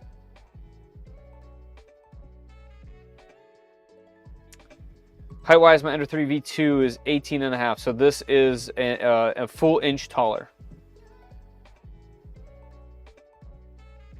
You can always get the Creality front end from a browser. Root access is a different story. CDS, I can tell you right now that you can't always get it because I am trying right now, and I'm getting a 404 not found. Let me try a different browser. 192.168.133. Nope, 404 on another browser as well. So yeah, that's it's either this version of the machine, or we don't have it on this machine, and I don't know which one of those things it is. So it's calculating input shaper and restarting at the moment. So we will let it do its thing. The top of the part looks like a single milled piece. That's right. It is a completely single milled piece all the way at the top, with triangles all the way in it, inside of itself, which is very nice. So it should be pretty stiff. Hey, Gorston, I think it's about time to replace my OG. What's up, man? Is this my next printer? Very well could be. Very well could be. I think for you, I would recommend something else. We'll talk about it later. But so far, my first impressions are that this is a very high quality built machine, and this is like them flexing their design. Like, it doesn't look like other machines, even though obviously if you squint, it still kind of looks the same, looks familiar. There's a lot of features on here that they didn't include on other machines for whatever reason. And it's very designy, that's for sure. Way more so than others. I don't know, Alex. It's a good question. I can't recommend something I haven't used yet, so I'm gonna hold off on that until I have some time on it. But there's a bunch of machines that I really enjoy right now that I could recommend. But I'll talk about that with you tomorrow. That's the first thing I did when my K1 was rooted. Yes. That's the first thing I did as soon as I unboxed the K1C. Hey, Caleb. Few minutes. What have I missed? We looked down at the bottom of the machine underneath the chassis, put this thing together. I just took a closer look at everything. So far it's pretty cool. Are you able to SSH into it currently? I bet not, because in order for these things to be able to SSH into it, you need that little screen, the Creality screen specifically. What's Creality's thing? Is it this is root. Also, let's make this larger. Root, and then this one is 33. Yes. Password would be Creality_2023. So the password is wrong. Creality_2024. No, I guess we're gonna have to wait. But the fact that I can even get here is kind of interesting. That's new for this specific machine. So I'll try, Michael. Try the port. I tried a few ports. It did not work. All right, so it's doing automatic bed leveling right now. So we'll see how it does that. Camera all the way. Would you guys like me to zoom in a bit more on it? Or you want to see the whole thing like it is? Might not appear until it's calibrated. Right, that's what I'm thinking it is. But let's just be patient and see. Here, I'll zoom in. Let's do this. Maybe a little bit out so that you can see the screen and what it's doing as well. There we go. Let's do a little bit out like that. There we go. There we go. Come on, little joystick. All right, yeah, I like that. All right, let's leave it there. I can always zoom out if you guys want to see something specific.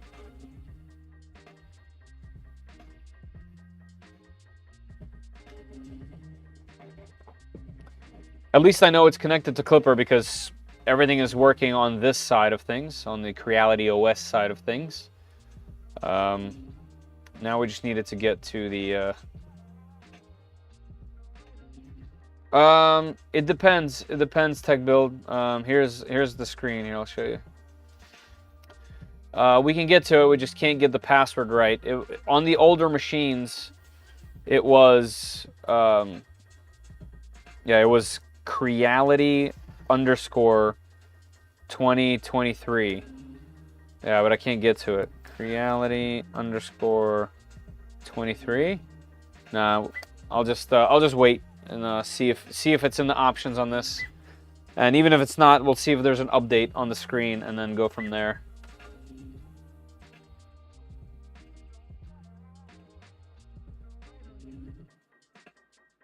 So we will find out. We will find out. So it looks like it took the nozzle to 140, the bed to 60, and it's doing its thing. So yeah, it's using the actual nozzle. It did its nozzle cleaning just like the K series. So it is using all 4 of the sensors on the bottom of the bed, which is awesome. That's what we want. Also, let me fix the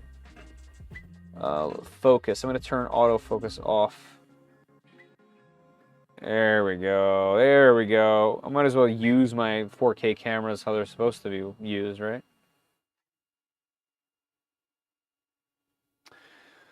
Can you ping it from a terminal?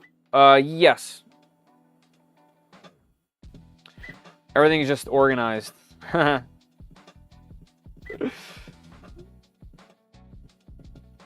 can think of just looking at your room from online. Yes, I do like to stay as organized as I can. Gantry's machine, not die-cast. I have a feeling it is die-cast. No, I can see the die-cast marks. This is a die-cast piece. It is not machined. Same with the base. It is also die-cast. Hey, Fernando, how you doing? Nathan had some feedback on the upright. Just under 400. That's a large cost for milled. I mean, great if it is. It's not milled. It's not milled. That backlit logo, yeah, no. This was a great addition. I can see they should have done this on the K series. Like, why not? Those are enclosed machines. They're dark inside. The tool head LED in there would be sick. And also, kind of a missed opportunity on this machine not to have downward-facing LEDs. You know, I've been unboxing machines left and right lately, and all of them have had downward-facing LEDs, which are fantastic. This doesn't have any. Self-check completed. Okay. All right, so now we are over here at the front end. Let's see if it'll let me go here, and if not, let's go to the settings. No, so this is still 404. Let me try 4408. Nothing. Okay. 10-3v3 seems like a good printer, but I think its speed might be limited by the heavy bed. Semi going for a K1 could be better going enclosed. Yes. Yeah, I mean, enclosed machine is going to be an enclosed machine. There's a lot of benefits to that alone. I don't think this is a heavy bed. I would not call this a heavy bed at all. It is a bed, though, and you're still slinging it. All right, let's go to options. Let's go down. The first thing I want to see is version checking. Currently, the latest version. All right, so the version is 1.2. Wait, we're up. Fluid is up. Why? How did that happen? I saw a blink in the corner of my eye. Okay. Cool. So we just needed to go into settings. Okay, so that's interesting. On the other Creality machines, you have to go to a root access button, which this does not have. However, as soon as I went here, that just popped right in there. Also, there's an SOC fan, which is interesting. Let's go to expert mode over here. What's flow? This operation can only be performed in print, nozzle PID calibration, flow, and Z offset. Interesting. Okay, we'll definitely check that out. Let's see if there's any prints on here. Oh yeah, there's a ton of prints. There's a camera mount. There is a phone stand. There's a scraper. There is a spool guider part. Oh, okay, so there's all that spool stuff. Anything else? And the entire spool holder. Oh, for the top. And a top spool holder. Interesting. Anything else that's different? Cooling. So we have auxiliary cooling and model cooling. So that rear fan, they're calling, oh, my bad, guys. The rear fan, they're calling auxiliary cooling. Otherwise, I don't see anything new anywhere else. But it's interesting how all of that stuff worked. Obviously, there isn't going to be any camera stuff unless we plug one in. Interesting. All right, here's what I want to know. And I'm sure you guys are going to want to know some of this as well. Let's check out some of this stuff in here. Okay, they gave us access to be able to remove files, which thank you very much. You know, I'd love to remove these temporary files like this. That's great. This does not look like a hot mess. Factory printer? Does that mean they give us the factory CFG so that if we mess some things up, we can always go back to it? Yes. Cool. Creality knows who Creality knows who they're messing with. Who's gonna want to mess with these machines? All right. Let's see what we got. So, what I want to know is shaper. So the input shape. Okay, there you go, guys. It's a different value. This has its own input shaper in the bed. That's great. It's still using EI, but at least it's a different figure. On the other machines, standard, the problem is that it only takes one value from the tool head and just applies it to the bed. So that's fantastic. One thing I wanted to look at real quick is, let's go down to the bed here. Where's the bed? Where's the bed? History. Tune. Here we go. 0.2 deviation. Fantastic. That's great. So pretty darn level bed. It keeps disconnecting like that briefly, but that could just be my Wi-Fi being used quite heavily right now. There's no history on the machine, which obviously they could have deleted themselves, which I've seen manufacturers do. Nothing in the log. Cool. I wonder if we go back, does it show us what it did for the... Yes. So it actually hasn't restarted yet. Yeah, here we go. EI Shaper 61, but it already applied it, so it has. And where's the other shaper? Right here. Oh wait, here's the X, right? That was the X. And Y. Oh, okay, it did them both at the same time.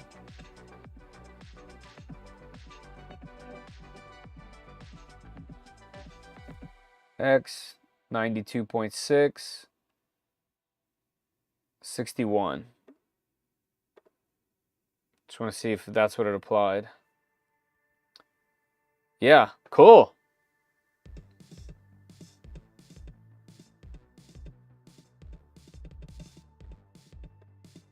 Right? Am I crazy?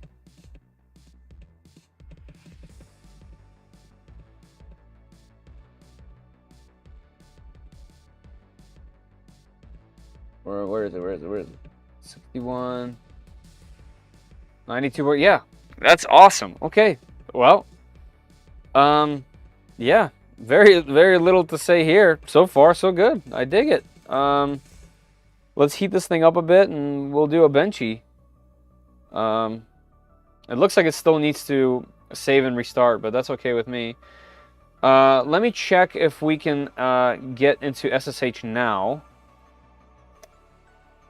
with the old, whoops, Creality underscore 2020. Man, I messed up. Hold on. Creality underscore 2023.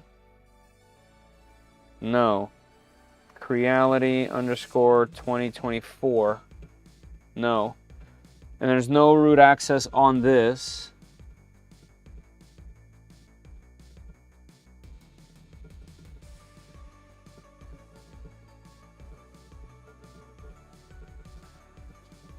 Maybe they moved it to about... It has a 250 height, by the way, which is very high. Just doing version checking again, seeing if there's anything. No, we're on the latest. So nothing in here that would give me a password, unfortunately.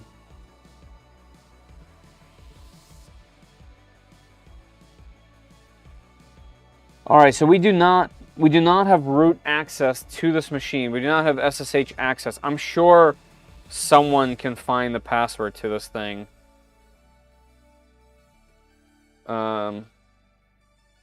Anybody have a clue what it might be? Maybe you've seen it somewhere already.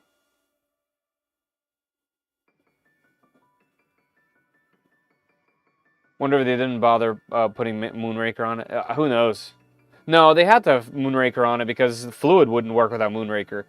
You need this front end to function. You need Moonraker to function with this. Z sensorless. Turn off input shaper. Interesting. SOC fan. All right, let's get a benchy going. All right, let's go. Let's do a benchy. We'll figure out the rest. Let's first. I need to heat this puppy up to 220. The LCD display and hot end is the same as the K1. F1 Fishing Addict correction. The screen is, but the hot end is the same as the K1C. Well, at least the nozzle is. The nozzle is the same as the K1C. Probably a bad time to do this while it's heating. But, you know what? I want to take a little peek. I want to take a little peeky peek.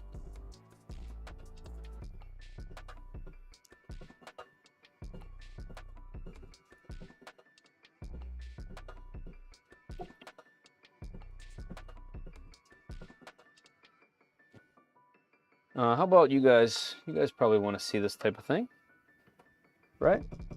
You guys like to see stuff. Come on.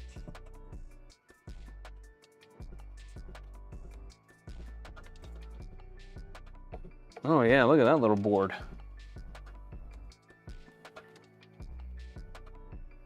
Okay, so can confirm this is the same hot end as the K1C. I don't know about hot end. I shouldn't have maybe said the hot end because I don't remember what the fins look like. However, the actual lower unit back here with the nozzle and the heat break and the heater, all of that is from the K1C. Oh, it looks good under there. Let's see if we can fit this back on here properly. Let's pull that down some. There's actually a couple more plugs available over there. Looks like we had some white filament in there.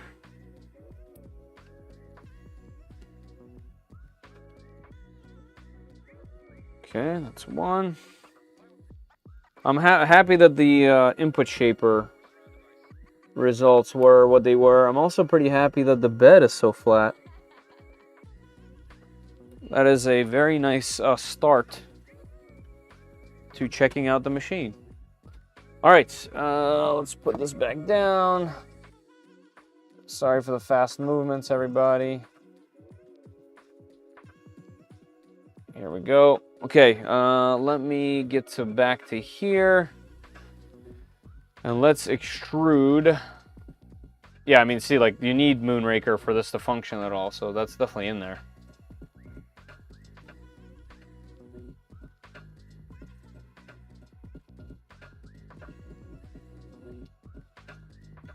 The build plate is the best part.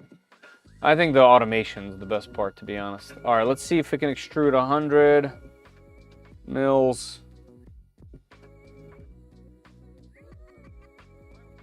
I'm taking the filament.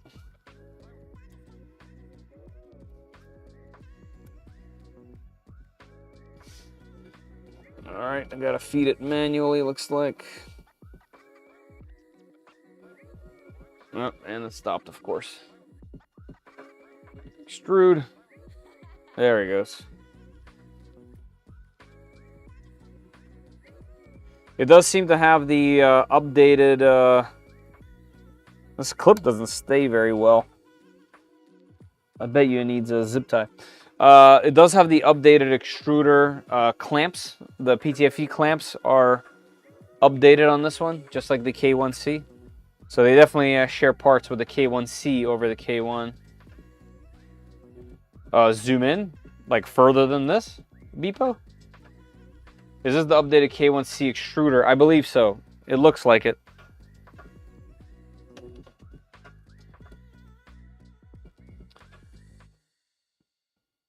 All right, so yeah, I have it. You know, I have it on a spot where we should be able to see a benchy. Not necessarily the entire machine. All right, let's see what it does.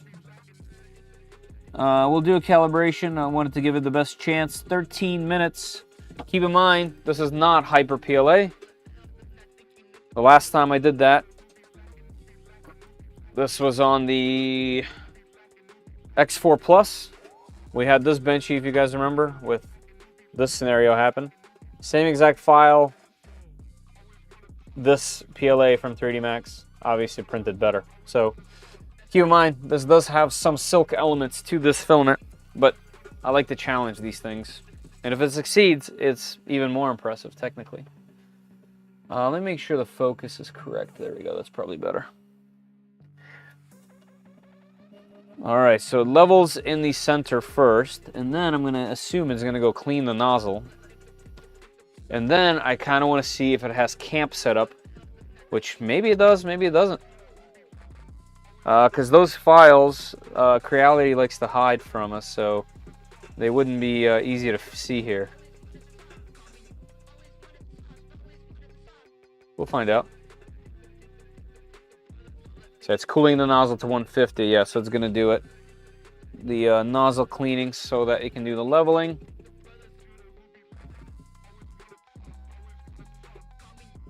Alex is a Chat GTP master.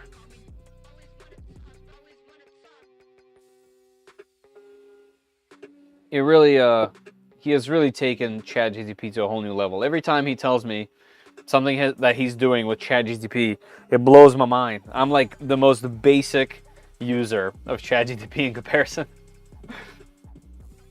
How well will this fit inside a lag table enclosure? It is too tall.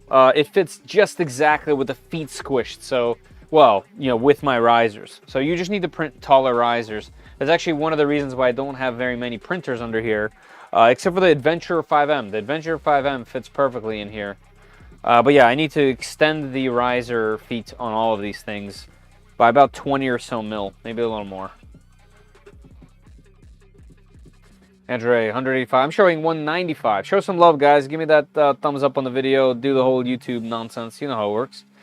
While this thing is starting, actually, speaking of YouTube nonsense, there is a pinned comment right over here. If you guys are going to stick around until about an hour, you can jump into that link. It'll take you here, and you can have a chance to win a spool of 3D Max PLA Plus. There's 68 entries, so pretty good chance of winning. All you have to do, be in the United States, be here while I'm actually picking the winner, be in the chat, and actually fill out the form and give us a name so that we know, you know, that you're a real human instead of a bot of some sort. That would be nice. Also, while you guys are here, check out shop.3dprintsos, where I've been making a whole bunch of shirts and merch, a whole bunch of fun stuff. You know, we love the snips. If you like 3D printing, you got that. We have a whole bunch of stuff. We got the blob shirt, speedboat benchy race. We've all seen this, right? I know there's a lot of Ender people in here. I'm sure you guys have seen that before. Bunch of cool shirts. We got some hoodies and some merch. If you guys want a cool desk mat, I have it in various sizes. These are hot ends that I illustrated. And we have cool mugs like this hot ends mug that shows off a bunch of different hot ends that'll match your desk mat. And like I said before, I tried to keep the price as low as humanly possible so that you can look as cool.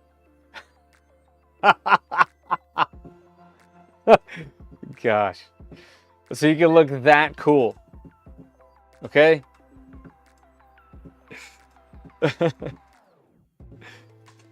Anyone getting bad mesh bed leveling in K1 Max after new firmware? No, I've been printing so much with that machine. Mine's 1.3 off. That is a lot. You might have to do the shim mod, Fernando, to fix it.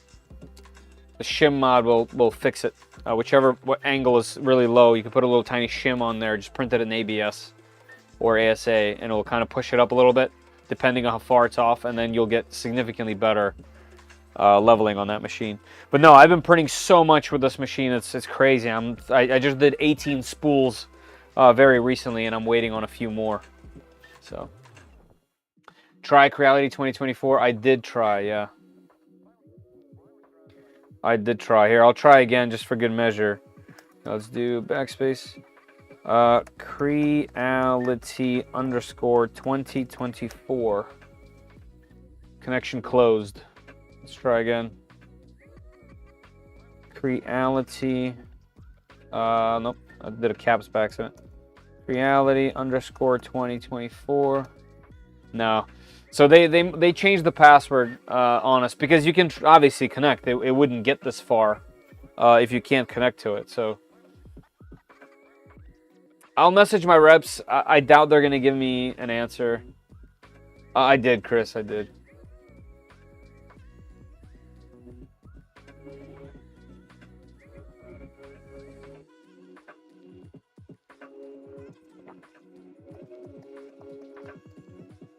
Well, it's not raspberry.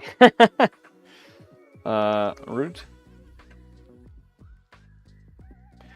And we're out of it. Yeah. I'm sure there's a way around it. Actually, let me message Destinal real quick.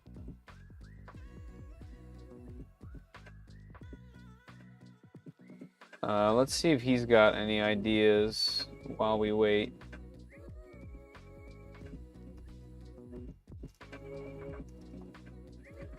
Any idea what the password would be for root if it's not Creality? Whoa!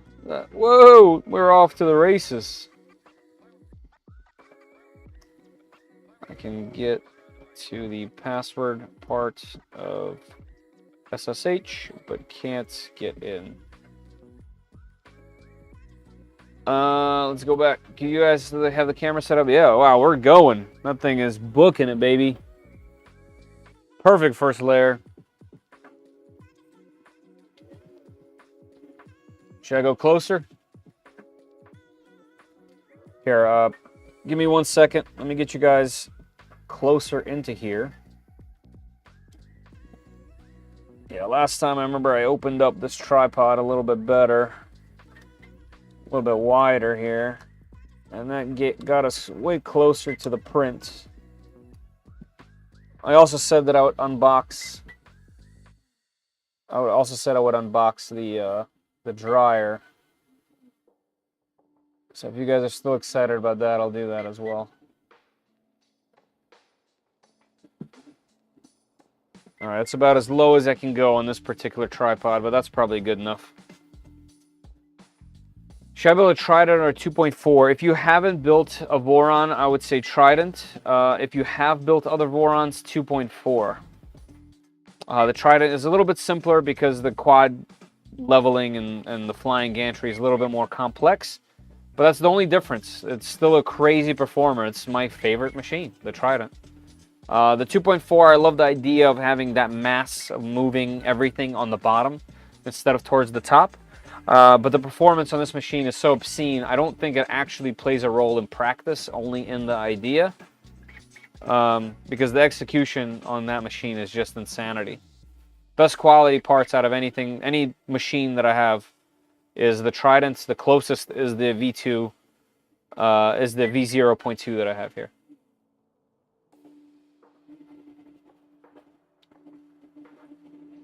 To be honest, I don't understand what rooting means. It essentially gives us access to be able to get to the main code of the machine so that we can install whatever we might like using different scripts to help us along the way. So for example, if this is going to mesh the entire bed before each print, you can install something called CAMP, which is adaptive meshing. And it will just, let's say we're printing this benchy, it would only mesh just where the benchy is and then print. So significantly more accurate prints right from the start. You can install all kinds of things, time-lapse stuff, all kinds of other scripts and add-ons to Clipper, but you would need to have access to rooting the machine. So that's the point. Also, it essentially gives you full power of your machine. Right now, even though we can have the front end, we can't actually do much outside of what Creality tells us to do. And because this runs Clipper, they actually can't necessarily legally block us all the way from getting that access. So that's why I constantly want root access on these machines. If they're going to be using Clipper, I want full access. On the V3KE, the password is Creality 2023, no underscore. I don't think that's true, but I will always give it a try because I could be wrong. And you have a caps in there. I don't think it's capital either. Creality 2023. No, let's try no cap. Creality 2023. No. Creality 2024. No. No, so there's it's I can tell you right now, CDS, you know, I've rooted all of the Creality machines so far and the Nebula pad, and all of them are Creality underscore 2023. No, if it did it just now, that's the speed of it.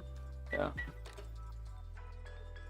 Popular person. I doubt that I'm actually the popular person, sir. I think people are here to see this really interesting, cool machine. I would really love root access, though.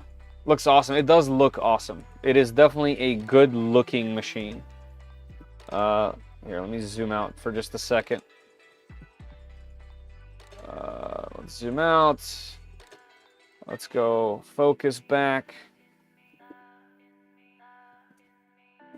Let's put the legs on the tripod down again.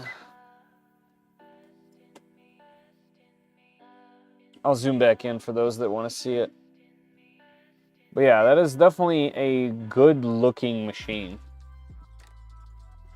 It just looks slick. It looks like a version 3 of something. You know? The spool holder is a little wild. But, you know, it is what it is. I like the all-metal construction. I like the fact that it's all metal. It reminds me of a MacBook Pro or something along those lines.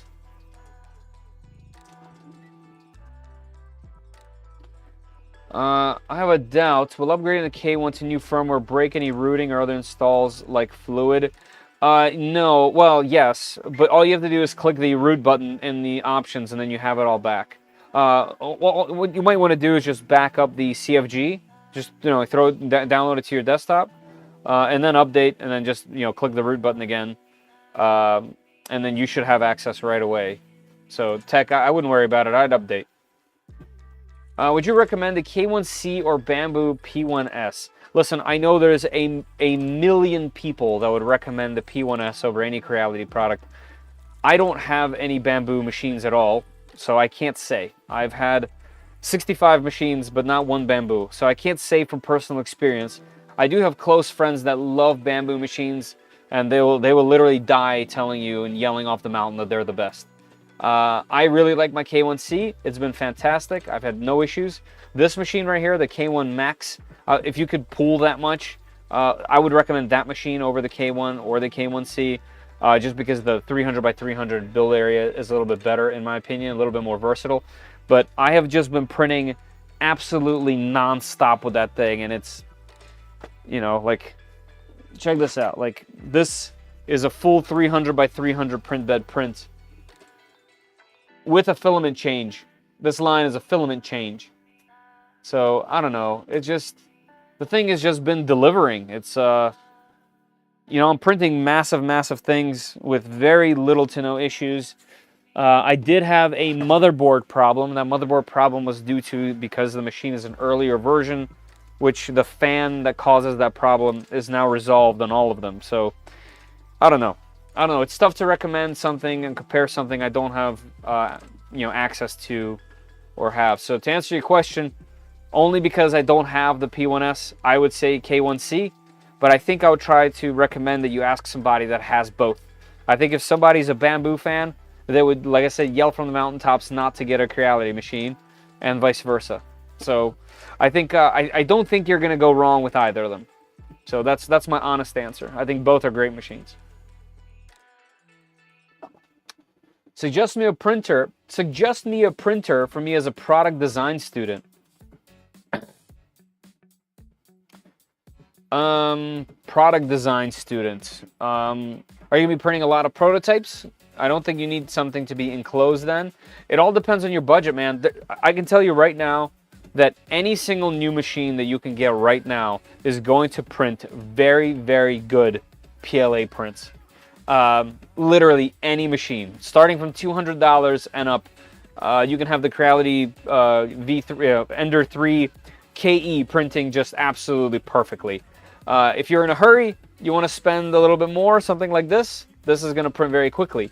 If you want to print, if you want to just see if you're into the hobby, get yourself a slightly lower machine. You're just going to be printing, you're going to be paying for time. That's all these machines are.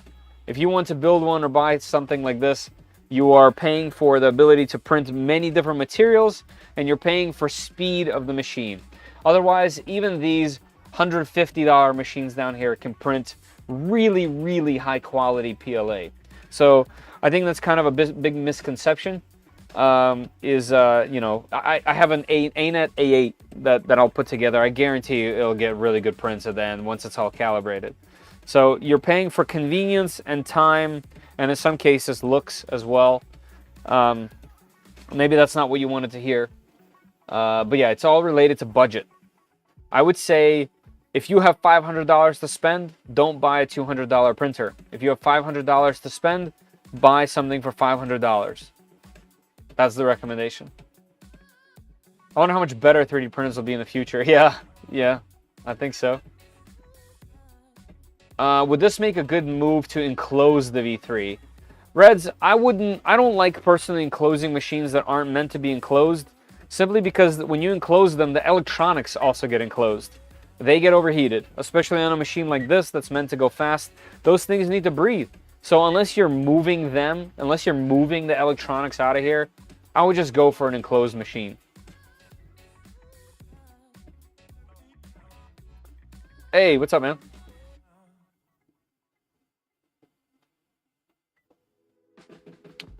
What would be the price for this machine? I believe the price was $389, so $390 at the moment. This has 20K accelerations. I think it was set lower from the start. Oh yeah, no, it's literally, I just saw 18,000. So yeah, it's going 20K. It's definitely fast. That's for sure.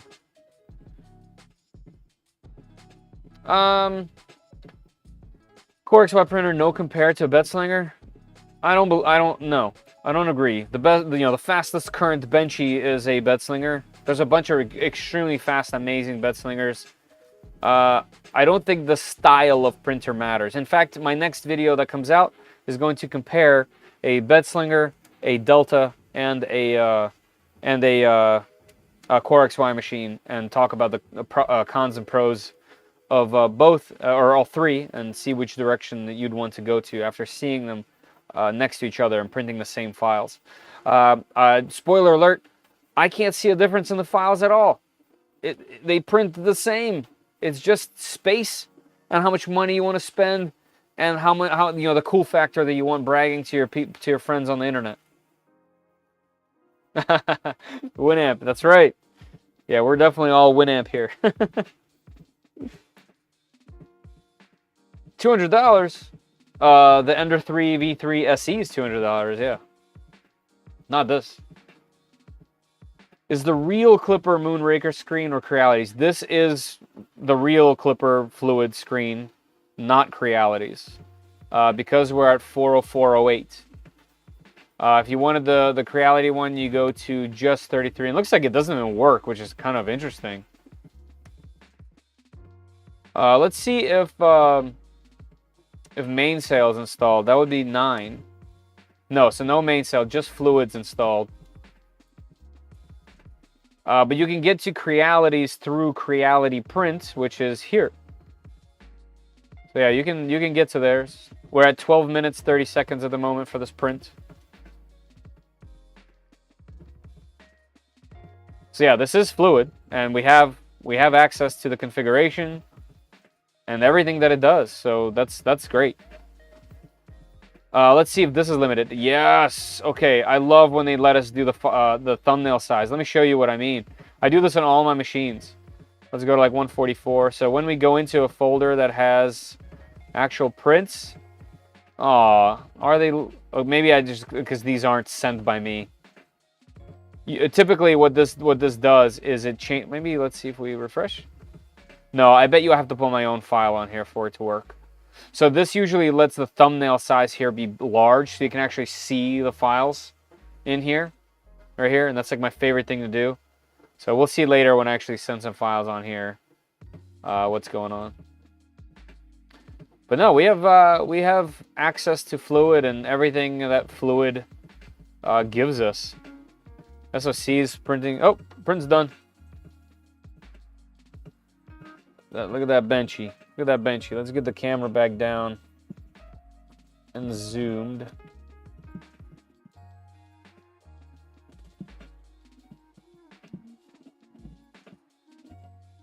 I'll get you a little closer when it's cooled off a little bit.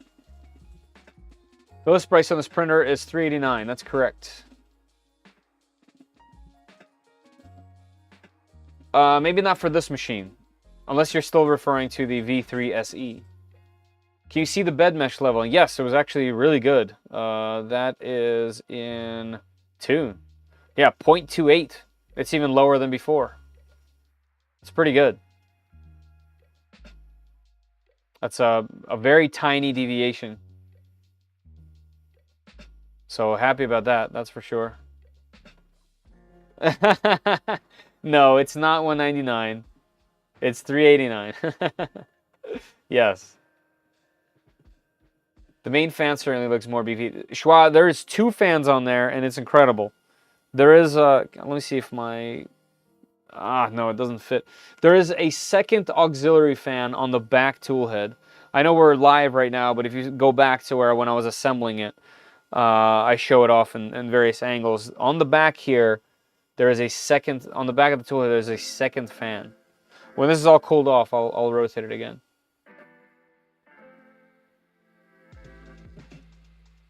That's some nice exclusive content. Creality coming in with an Ender 3. Looks dope though. Ender 3 revolutionized 3D printing. Right, like the X1 did for today's standard. Yes, I agree. I agree. I'll wait for the returns. Similar hardware to the K1. The back fan probably using the same exact motherboard pins. It's very possible. I think though that the whole shape of this is different. And the reason for that is because it has to be. Because of these rails, they're offset on the K1, and here they're flat. They're also 2 different sizes, and the belt pathing is different. The belts are horizontal because of the Core XZ. So that taco guy, whoops, I missed you here. I don't know if I clicked on it. My chat just like moved.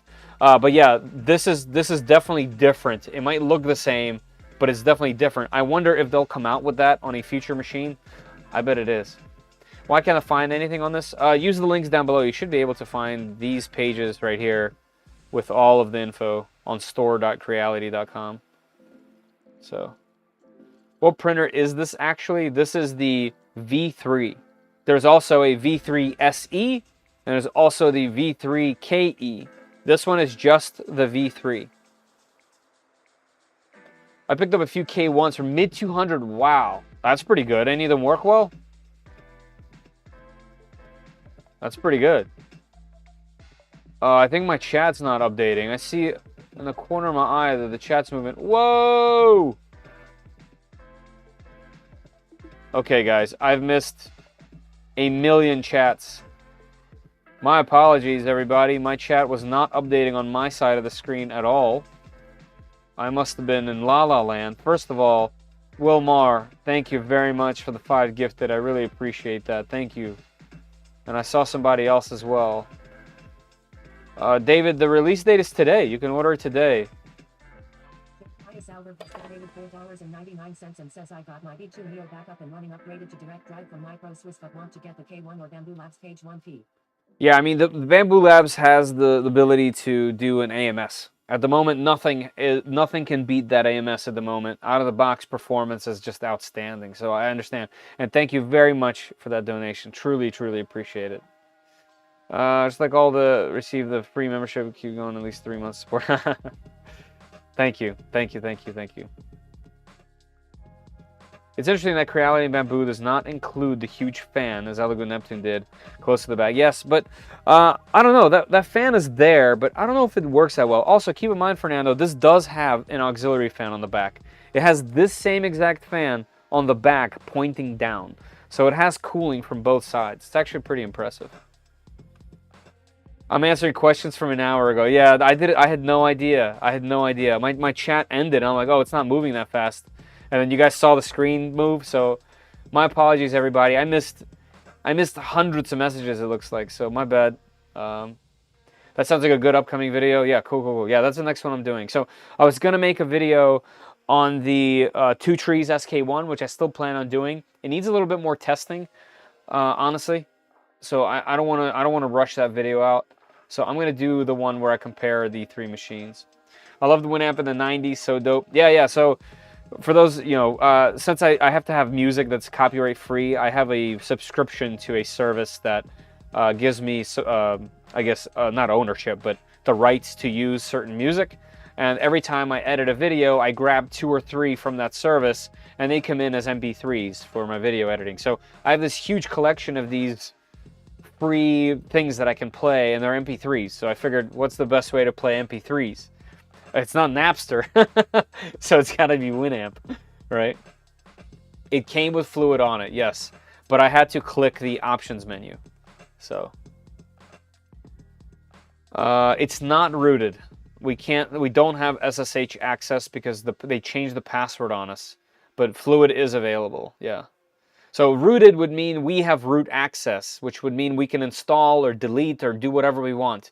In this case, yeah, we have Fluid. We can change the settings in the configuration, but we have no way to alter anything else. We do not have actual root access because in this menu, there's typically a way to do it. Actually, let me see if Destino replied. No capital Sierra _ root information screen should show it. It doesn't have the root screen, and all the combos of Creality 2023 don't seem to work. So we have work to do. So hopefully Destino will figure it out. Can I put live on TikTok? Yeah, sure. I don't have a TikTok. I deleted the app a while ago, but I would appreciate any kind of forward thinking of that nature. I appreciate it. Well, Mars, did you do this again? I can't tell if you did it again or not, but I truly appreciate that. Thank you. Even if you didn't, I appreciate your other one as well. I can't tell what's going on with the chat anymore. So, If you don't recognize, you can, yes, also, yes, this is true. We have a Discord. You can join in there, you know, talk to me directly, ask anything away in there. There's also a lot of other people with opposing opinions to me, which I always welcome.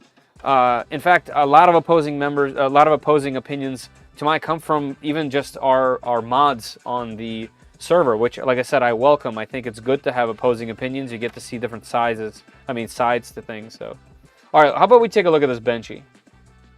You have to update the firmware and accept the agreement. There is no update firmware on this machine, Jack Black. All right, let's take a look.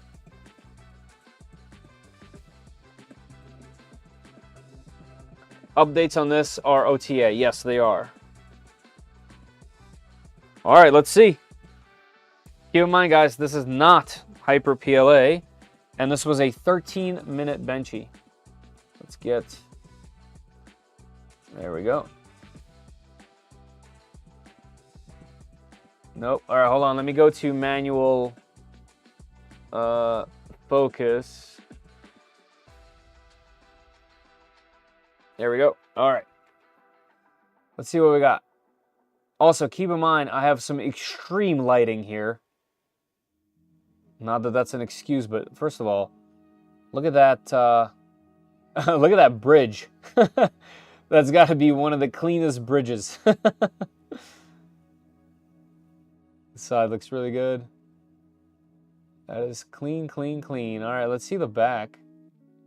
We can't read it, but there's definitely some text there. First layer. Perfect. Okay. Top. Any holes in the top? No holes in the top. How about the roundness? Round. How about the squareness? Square. I don't know, guys. This is pretty close to pretty damn near perfect 13-minute Benchy. We got the discoloration, but that's because this filament wanted to be hotter right here. That's not unusual at all. In fact, I was printing at 220. We could easily have kicked this up to about 230. And that would disappear. Yeah. That is some clean, clean Benchy action there. Let's start another print since we have some time. We have about 30 minutes left, and I will unbox the filament. Also, now that the bed has printed a bit, this thing is zooming. How about this guy? No, this definitely has some tension on it for sure. Tool head. All right, let's go back to automatic focus, and then, yep, 13 minutes dead on. Let's put it to 60 and 140. Also, guys, keep in mind that the Creality touchscreen, and yes, there is, by the way, we can install it. Well, we can't install it because we don't have root access, but Guppy screen would kill it on this thing, and I'm really excited to do it. And I will get to the bottom of rooting this thing, and I'll keep you guys updated through shorts and videos for sure. But yeah, keep in mind that this screen is definitely amongst the best on 3D printers at the moment. On the other K machines, I can easily say that this screen, these screens I don't avoid. On majority of the other machines that I have, I either don't have a screen or don't use their screen because it's brutal. The custom UIs are always so bad. Yes, this is a custom UI, but it's amongst the best in my personal opinion. Coming from a UX UI designer, I would say that that's pretty good. Hey, Diecast, how you doing? Wicked fast on the rails, yeah. They put any grease? Yes, there's grease in the box. I actually didn't do the bottom, but there is grease coming out, so those bearings are packed with grease. Yeah, there's grease here. I did the top, but I didn't do the bottom. Benchy looks great, but this color, I love this color, to be honest with you. This copper, like, I love it. It's cool. Very steampunk.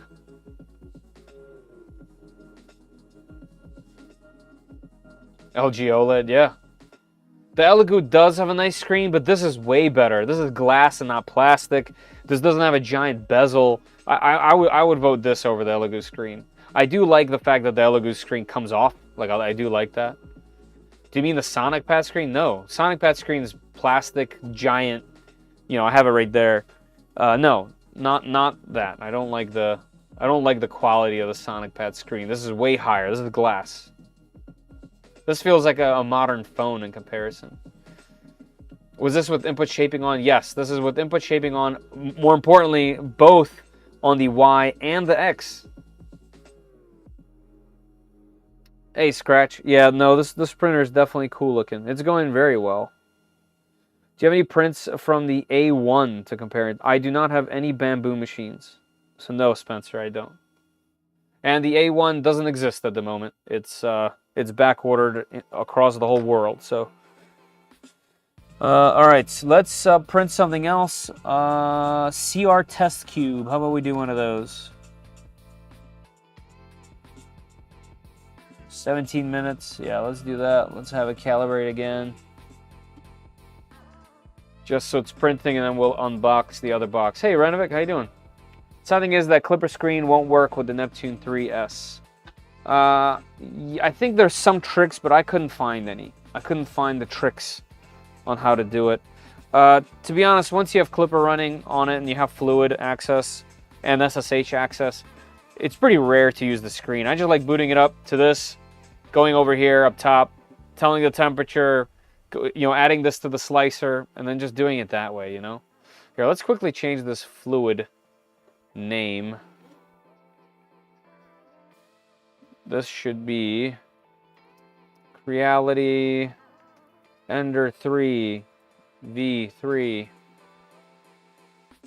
There we go. That's a little better. Yeah. If you're building a Clipper machine on the cheap, CYD Clipper screen works great. Yep. Awesome news, my Voron 2.4 is printing. Nice! Congrats! That's always super exciting. I did not know. Yeah, this is the final version of that until the next wave comes. Yes, that's true. It came out today. It came out at 9 p.m. tonight. It came out. Rest in peace. Rest in peace, Bamboo A1. Good machine, though. How hard is it to put Guppy screen on a K1? It's a single line, a copy and paste. Super easy. You guys want to see a video on that? I'll gladly do a video on it. Actually, on the K1C is where I want to put it. Another one, yeah, there is another one, yeah. Yeah, Guppy screen is seems to be super, super cool. I'm eager to have it. I'm going to put it on this as soon as I can get that root password to work. In fact, let's try one more time a little bit. See if Decimal has anything.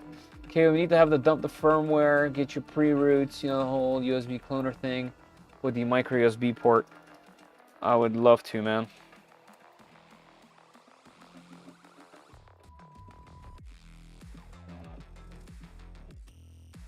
Okay, so it looks like I'll work with Destinal to try to get this thing rooted and get that to the people.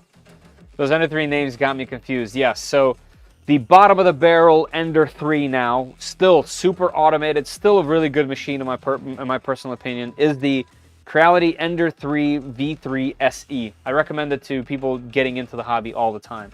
Then the kind of the middle of the ground Ender, with it's basically the SE but with a bunch of modifications, is the Ender 3 V3 KE. Okay, and then we have this. This is just the Ender 3 V3. Okay, this is the next Ender. This is the third version of the Ender. So it is tricky though. It is tricky. I did the Clipper screen hack on my Neptune 4 Pro, but reverted because the original was easier to use. Didn't know about Guppy though. I don't think Guppy will work on those machines, but I could be wrong. It doesn't support everything. It's mostly targeted towards the K series, but you can use it on the Sonic Pad. It's just untested. I tried it on other machines, by the way, on MKS hardware. It didn't work, so Guppy screen is definitely focused towards the K series. SE Standard Edition, KE Clipper Edition. This is the perfect way to say this. Brian, you always have a way with words, man. By the way, just to reiterate here, for example, we are printing a small cube that's going to go in the center of the bed. But as you can see, it's doing leveling on the entire bed. Not that this takes long, but if you had SSH access, which is root access, we'd be able to install something like CAMP, which is an adaptive mesh leveling, which would just level the area that we need. So this would only take a minute instead of 5, 8 minutes, or however long this ends up taking. So it ends up not only being way more accurate, but it's also way faster to do these calibrations before the print. So I always want to be able to have access to root, you know. Could you theoretically use a 10.2-inch iPad as a Sonic Pad alternative? No, because a Sonic Pad runs Clipper on the machine, whereas an iPad could just bring up a browser on something that's already running Clipper. So they're two actually very different things.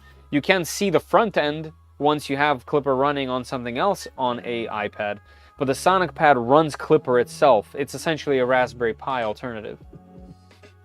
Or put a cartographer. Yeah, cartographer would go fast, but that's now you're doing completely different things to get to this thing to get it, because this has sensorless Z-homing. So you're gonna have to play around with a whole bunch of things to put that cartographer on here. Your own mounting, wiring it to the board, which might not be possible. I don't know. Maybe it could be. Cartographer is fast, yes.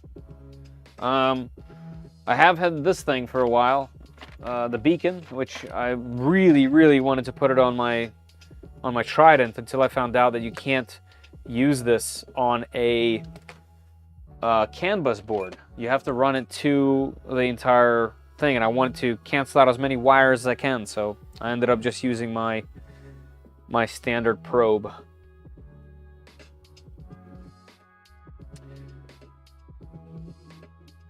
No, I would say that the V3 would go over the CR10 SE. This thing being all metal wins over it, in my opinion.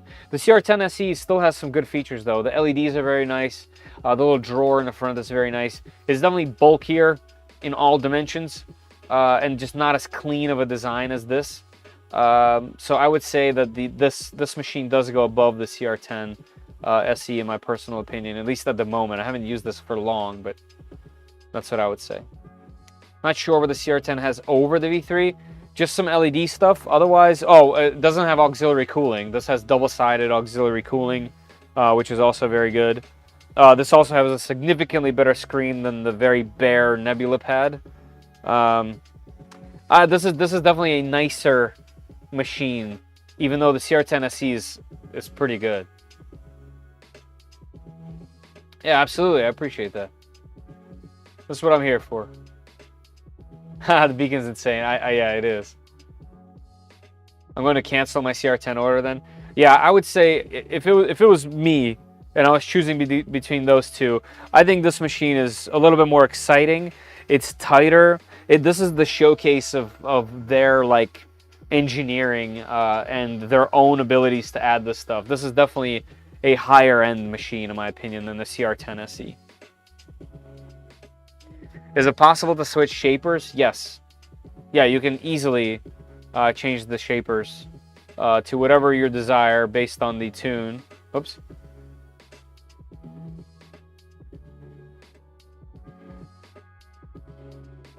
What in the world?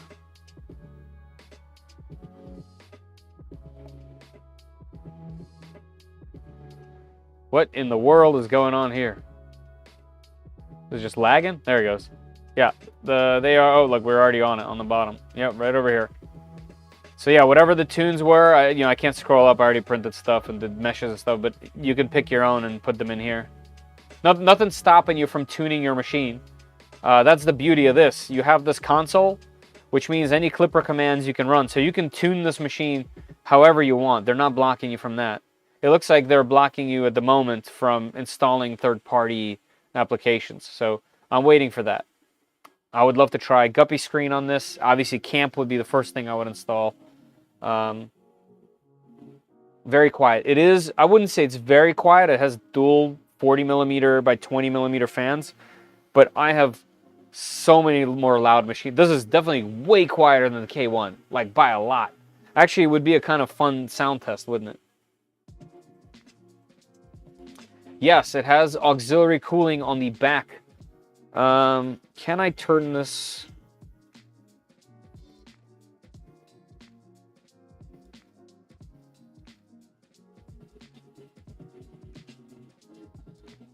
Huh? So it's tilted because it's a blower fan blowing straight down. It's kind of cool.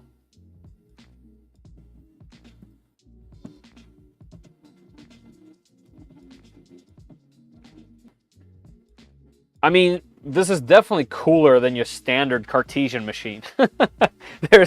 I would say that there's zero argument there. It's just cooler.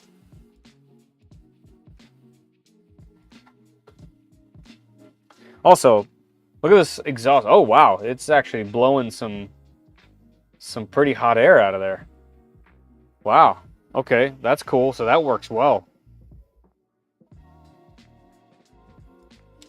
I just noticed on the Y, the tensioner is a very large bearing and large toothed idler. That is a toothed idler, not smooth. That's very nice. And that's not where the motor is. It looks like the motor is on the other side, right over. Can I reach? I can't reach, but that's right there. That's good. That's a good sight. Like I said, I think this is using all of their best current ideas. Focus here. There we go. Can you give Cliff Notes version of what a Trident is? A Trident is a Core XY machine where the bed itself moves up and down. So the motion system stays on top, the bed moves up and down. And the reason why it's called a Trident is because it has 3 individual Z motors.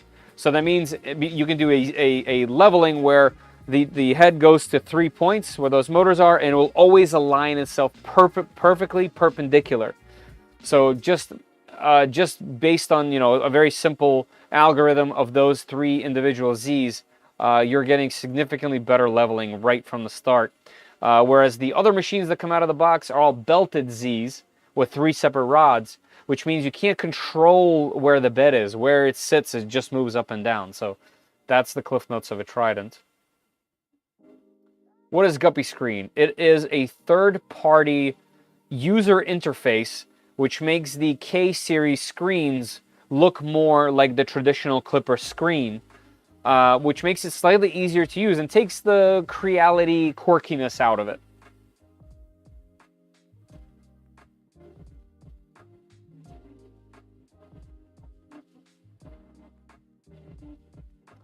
What's the password? I don't know. That's what I'm trying to get to. I would love to know the password. Wait, is Destinal in here? You in here, Destinal? Oh, you are. Hey, man. I didn't see you. I was chatting with you another one. I didn't see you in here, man. How you doing?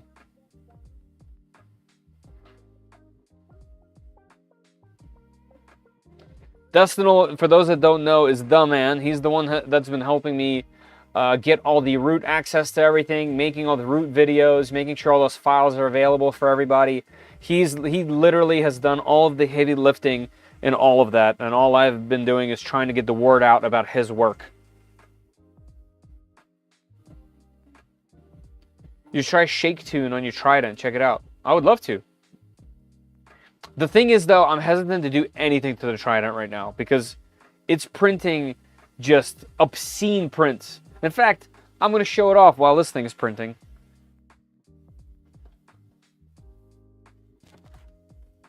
So I'm currently printing. Oh, that didn't follow me, huh? Camera. I'm currently printing. Well, I'm done printing all the files for all the print parts for a Micron Plus. And I printed everything on the Trident in a carbon fiber ASA. Here, check this out. So here's why I'm hesitant to do anything right now on that machine. Here's how we're printing. There we go, there's the light on. Focus here. So yeah, when you're getting parts like this, I'm not doing a single update. I'm not changing anything on that Trident at all.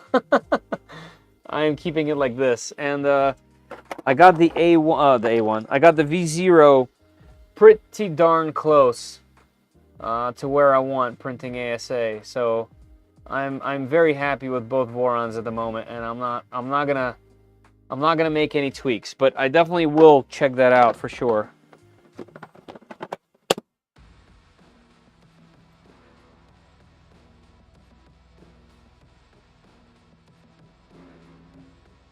Printers these days are amazing. 7 years ago, we got a printer, spent a day building it, more than a day in some cases. Printed upgrades so that they printed properly. Now you just assemble them and off they go. Yeah, man, that's how my experience was. And yeah, I remember really early on, when like 5-6 years ago, I decided to make my own printer. And I based it off of, I guess, a Prusa at the time. I just wanted a larger build plate. I wanted at least 330 by 330. And man, the hoops I had to jump through to get that thing going. Nowadays, things like this would just blow any of that stuff out of the water just with a couple screws in there. So it's definitely a good time to be alive, that's for sure. And a good time to be in the hobby. Found another password. Creality. Okay, let's try it.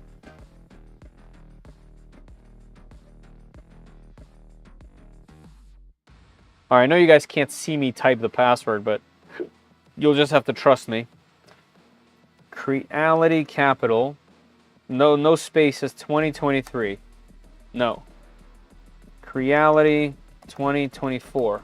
No. Creality underscore 2023. No. I'll also do lowercase. Creality 2023.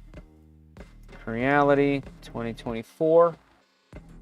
Creality underscore 2023. One more to try. It might block me out from trying to go so fast. Creality, whoops. Creality underscore 2024. Nope, nothing. So yeah, I doubt we can get the password since the root information screen is not here. But we can make a pre-rooted firmware that'll reset the password. Yes, I will get you the dump from this as soon as I can. Maybe even tonight. Maybe even tonight. By the way, everybody, we have about 10 minutes left in the giveaway. I want to make sure for those that are going to stay for at least the 10 minutes, get a chance to win a spool of filament. So if you're in the United States and you're going to be waiting another 9 minutes, jump into the chat on the very top. There's a pinned comment. Enter the information. If you're in the United States, if you're going to stay to the end, make sure you fill out that question and put in your actual name, and you have yourself a chance to win a spool of PLA Plus from 3D Max. You can also get 5% off any 3D Max, your whole order, by typing in 3D Print SOS as the coupon code. But look, we have only 83 people in here, so there's really good chances of winning a spool of filament.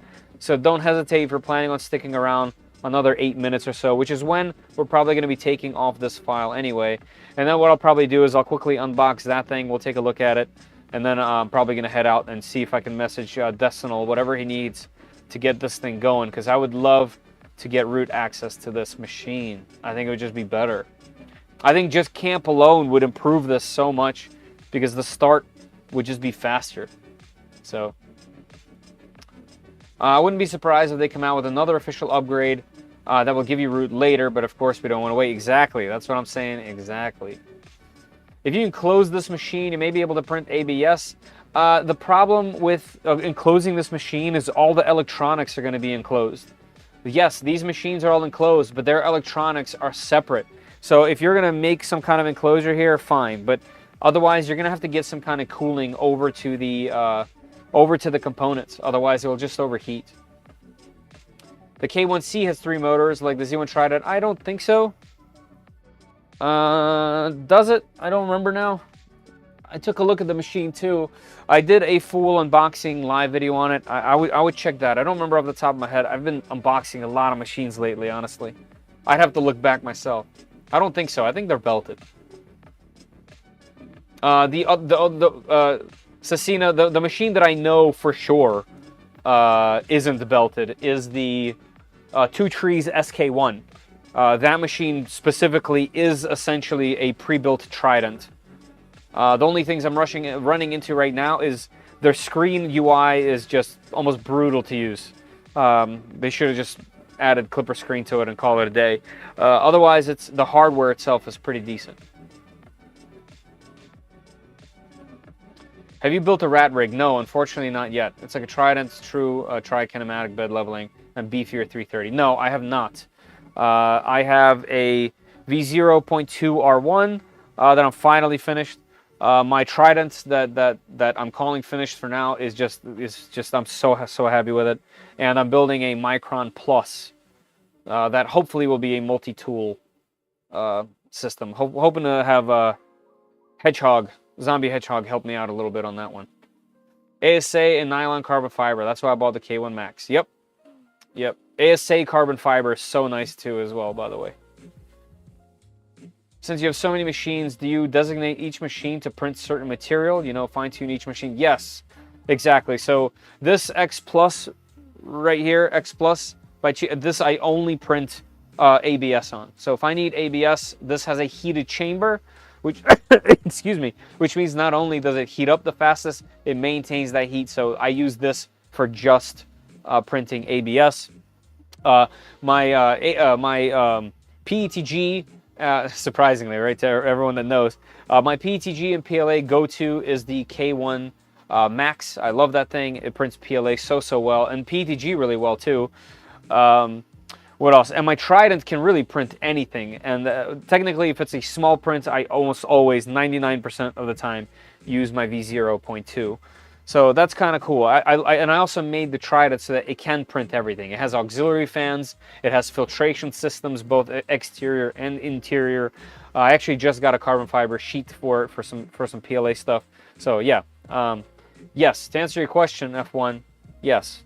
And the thing is, anything can print PLA. Any machine can print gorgeous PLA with some tuning. So it's the other materials that are tricky. It does. You got to have filtration. And I also have filtration next to me, right over here where I stand. I have a permanently running filtration system that's constantly running HEPA and carbon, both.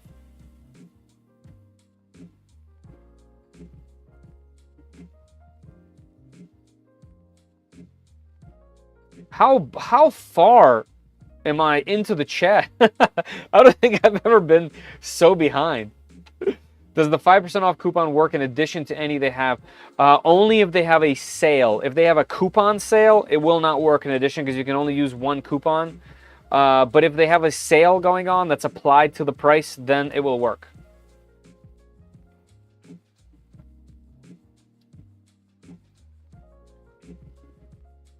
Man, I am so behind on the chat. That's crazy. I'm just gonna go through some. I'm sorry if I missed you guys. Apparently I took a little bit too long at some explanations and you guys just left me in the dust. What type of hot end does the V3 have? The V3 shares the hot end with the K1C. So it uses the newly integrated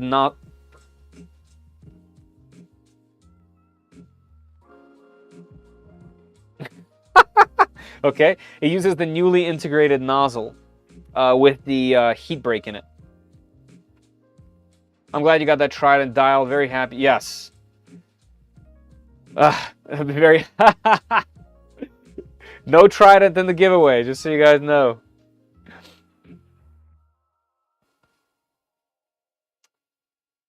Oh, there you go. Yeah. Welcome, Larry. US in general, from what I understand. You use YouTube name or real name for giveaway? A real name, please. Real name for giveaway. Okay. 2 minutes left in the giveaway, just as a thing. 91 entries in there. Does it have a camera? No camera. Let me flip this thing around.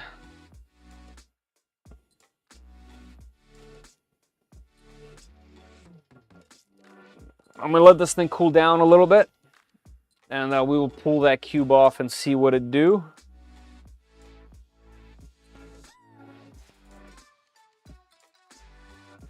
I thought you were giving away all the big bed slingers.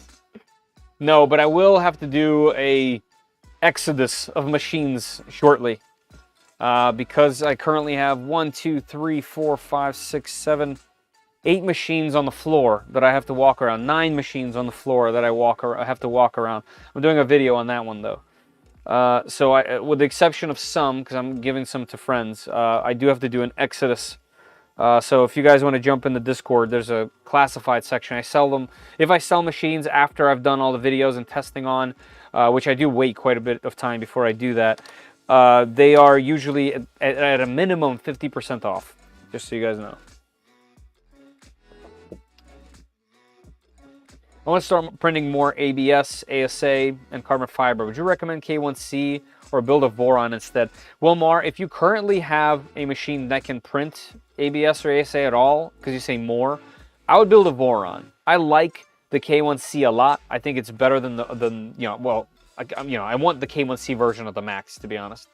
But the improvements that they made to this machine, the K1C, are I would buy it over the K1 if I can. If that's financially possible, I would get that. But you can't compare this to a Voron, because when you build a Voron, it's yours. You set it up.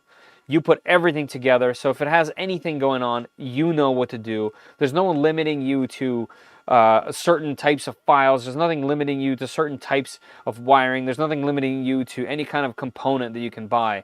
It's up to you to make the best printer you can with the features that you want, in the colors that you want, and the settings that you want. So in my personal opinion, there's nothing quite like a Voron.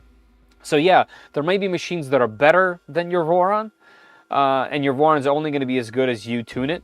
But in my opinion, when they're tuned, and they're yours, they're tuned to exactly what you want. So it's like personalizing a car. Okay, it's like it's that. It's a stock car versus a tuned car that you did yourself. You're always going to like it better. I bet you can use a Nebula Pad camera K1 and have it work out of the box. I bet. You guys want to see that actually? I know I'm behind on the chat, and there's 9 seconds left in the giveaway, so that's too late. But let's try it. I have a Nebula Pad right over here, and I have the Nebula camera right over here. Let's do a test.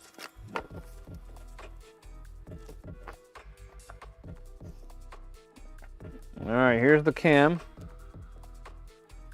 Let's see if it will work right out of the box.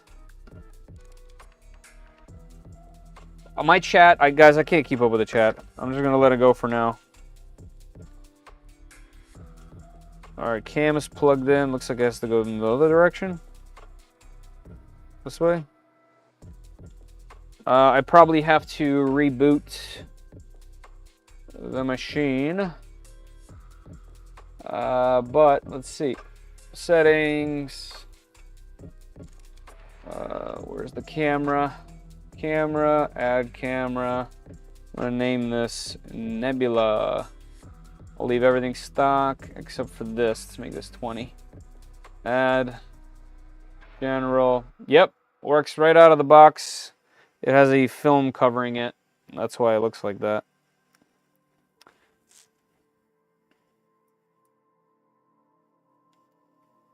Come on, film is super sticky. So yes, it does work with the Nebula camera out of the box. I wonder why it looks like that. Oh, because you have to manually turn this? Really? You have to manually? That's interesting. I guess I should turn it in the other direction. If it's, there we go. Hey, look at that. So there is a mount file right on here.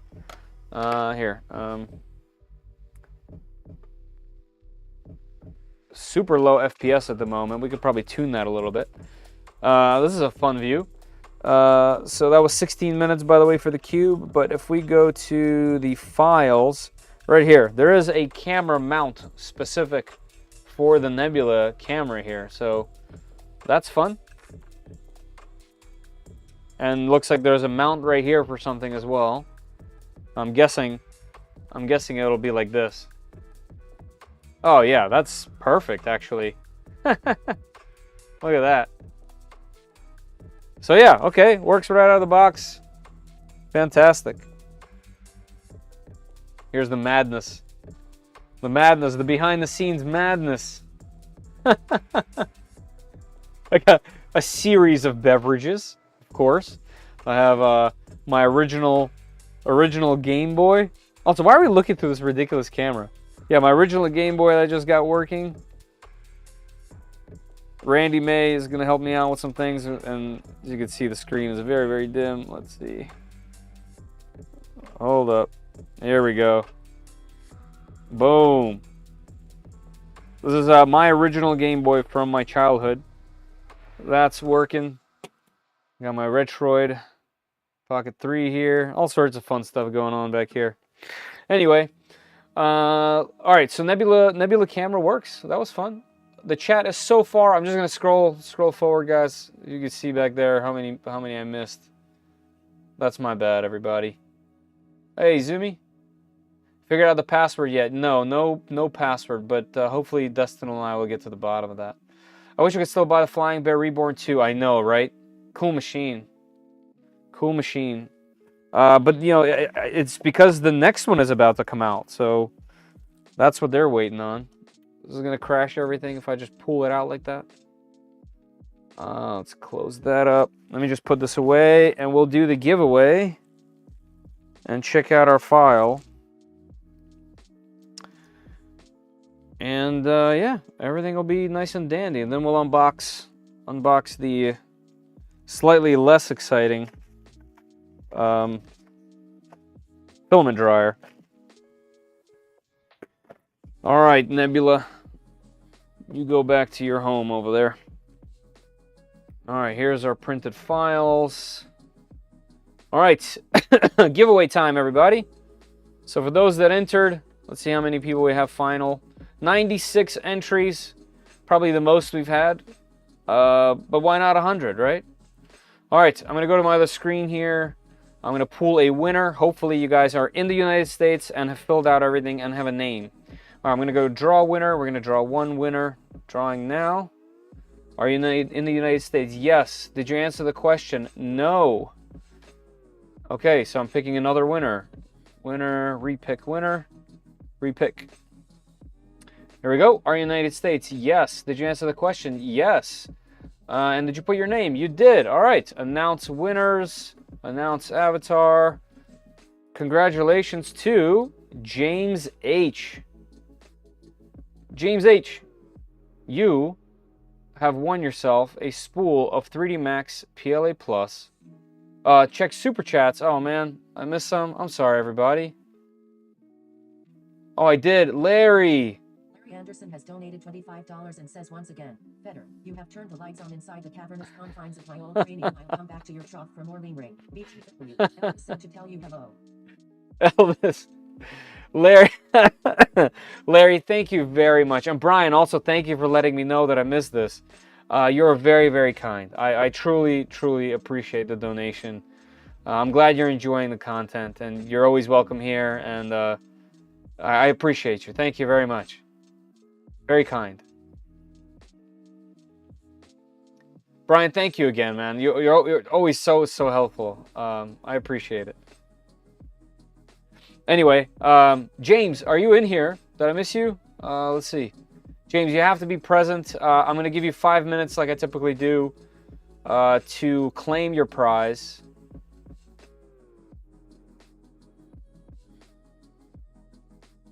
Just making sure I'm catching up with chat. Let me open it here. Make sure it's actually updated. Okay, it is updated. James, are you here? What was the James answer? I'll tell you. James said, no, but both of my 3D printers are from the same brand.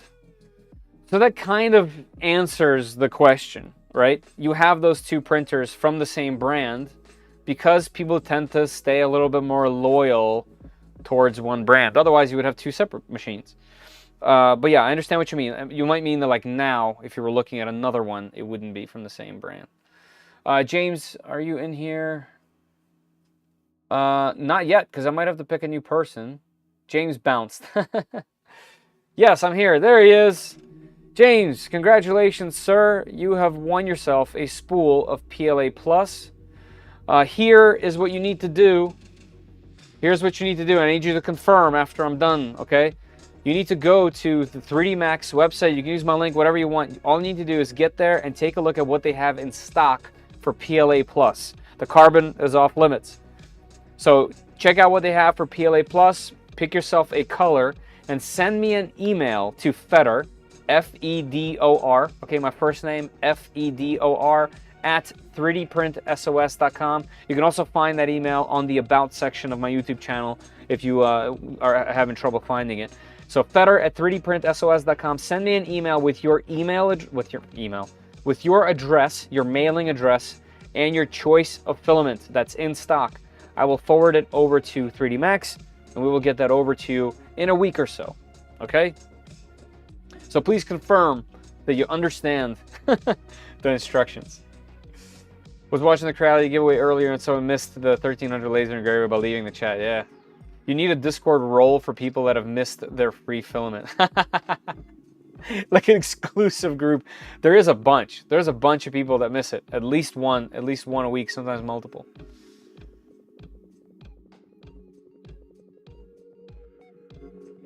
I have to go.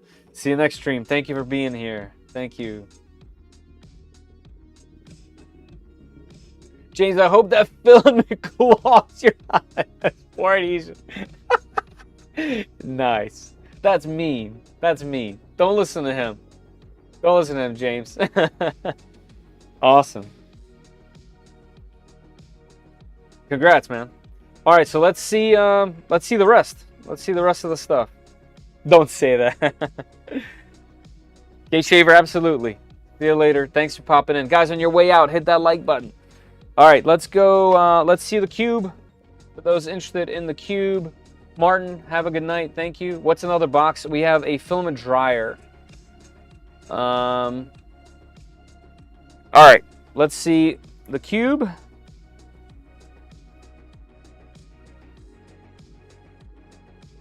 There we go. We got a little dingle over there. Let's see the top. I mean, you know, it's flawless. It's just a cube, not a big deal. But it's definitely absolutely perfect. Should we check the dimensions? Let's zero this bad boy out. All right, so let's do the Y. The Y is crazy accurate. Let's see the X. Oops, zeroed out for some reason. The Y, crazy accurate. And the X, crazy accurate. It's pretty darn good. That's pretty darn good for out of the box. I mean, you know, could you be any happier? I mean, could you be upset about any of this? A 13-minute benchy and a perfect 2020 cube? I don't know. I would say this machine is pretty darn calibrated out of the box. So that's fantastic. All right, let's get the other box. Let's see what the filament dryer is all about.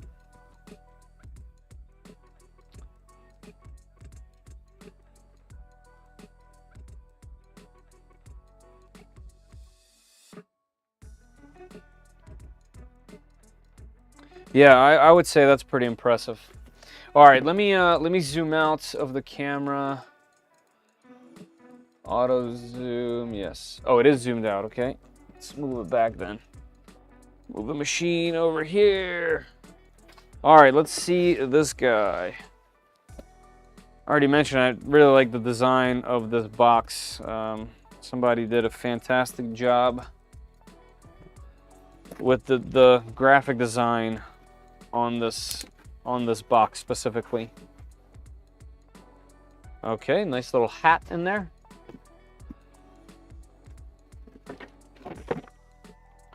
Okay, we got power cable, PTFE tube. Let's put that in there so we can put the bag in there. Okay. Unbox.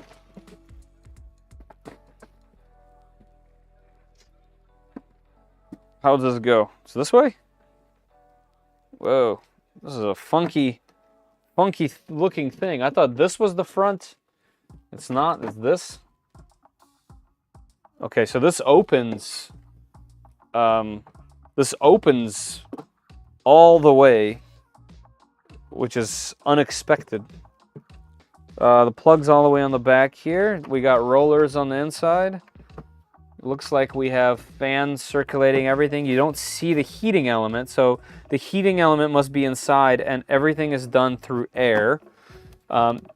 This I haven't seen on any of the ones that I currently have. There is a plug for the port, which means this thing is completely sealed. Like I said, out of all of the filament dryers, I have the eSun, Sunlu, both Sunlus. I have the, what's it called? What was the other one called? I have a dual filament dryer at my office, but that one specifically, I don't like the lid. The lid isn't hinged and it's difficult to use. This is, none of them, all of them have holes in them. In fact, the one I have at my office, the dual one, what was it called? I don't remember what it was called. That one has specifically it's vented at the top, so you can't keep filament in it because it'll just get humid in there. This seals. Definitely pretty, and would be a pretty cool looking companion to this thing, wouldn't it? This matches it quite well. It has the same exact color.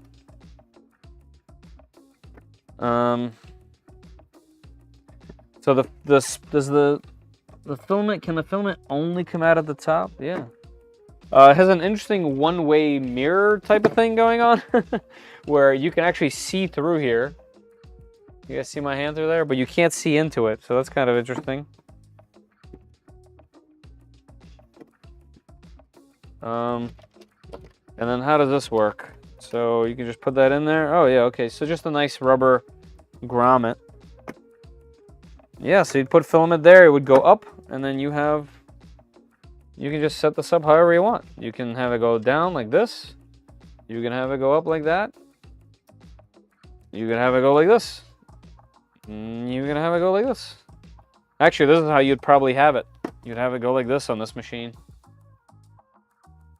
Yeah. Interesting. It's pretty good looking. I wonder how fast it gets to 70C. I will have to check that out a little later. There's definitely a little sensor in there as well. And yeah, I can see why they say that it has 360 degrees, because there's 2 ports for the fans in there. Interesting. Cool little combo. Cool little combo. I bet this thing would look really good next to the K machines as well. Let's see. Because it has like kind of like the angular design. Hold on, let me get a little closer. Come on, camera. Is it the other hand? There we go. Come on in. Come on in. Oh, okay, yeah. So it matches the K series perfect, since it has this angular design that it shares. Okay.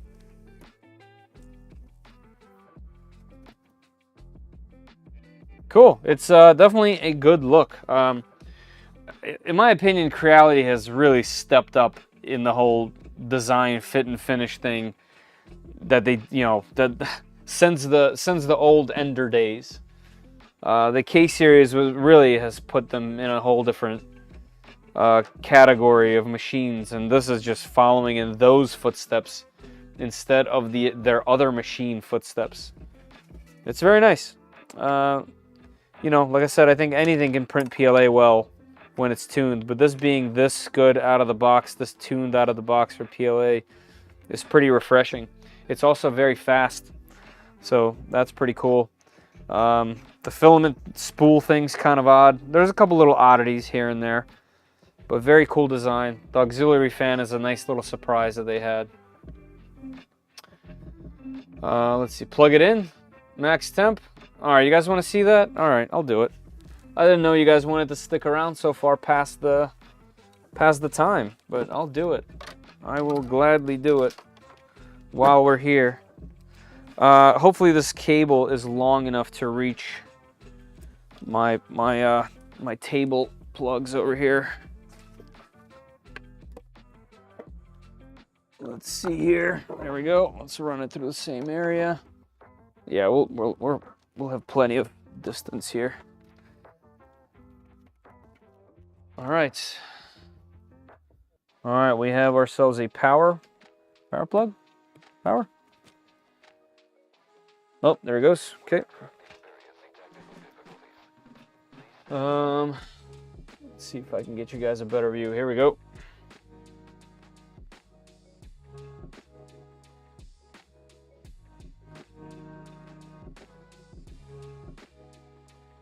All right, so let's see what we got. Currently 2122C with 43% humidity. Holy moly, it's usually in the 30s. That's really humid, actually. It hasn't been this humid in here in a while. It's usually, like I said, it's usually in the 30s. All right, let's see what this does. Okay, so this is similar to how Sunlu does it. And you turn it up? Wait, can you go past 70? No. Oh, it's a Fahrenheit now. No, I want it to stay in C. Let's go here. So yeah, 70 is the highest. Yep. All right, let's do it. Let's see how fast. Let's say that ABS is in it. Oh, okay, these are presets. That's cool.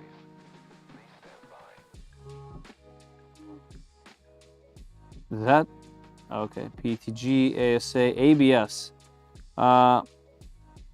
Let's give it some time. Okay, the fan turns on right away.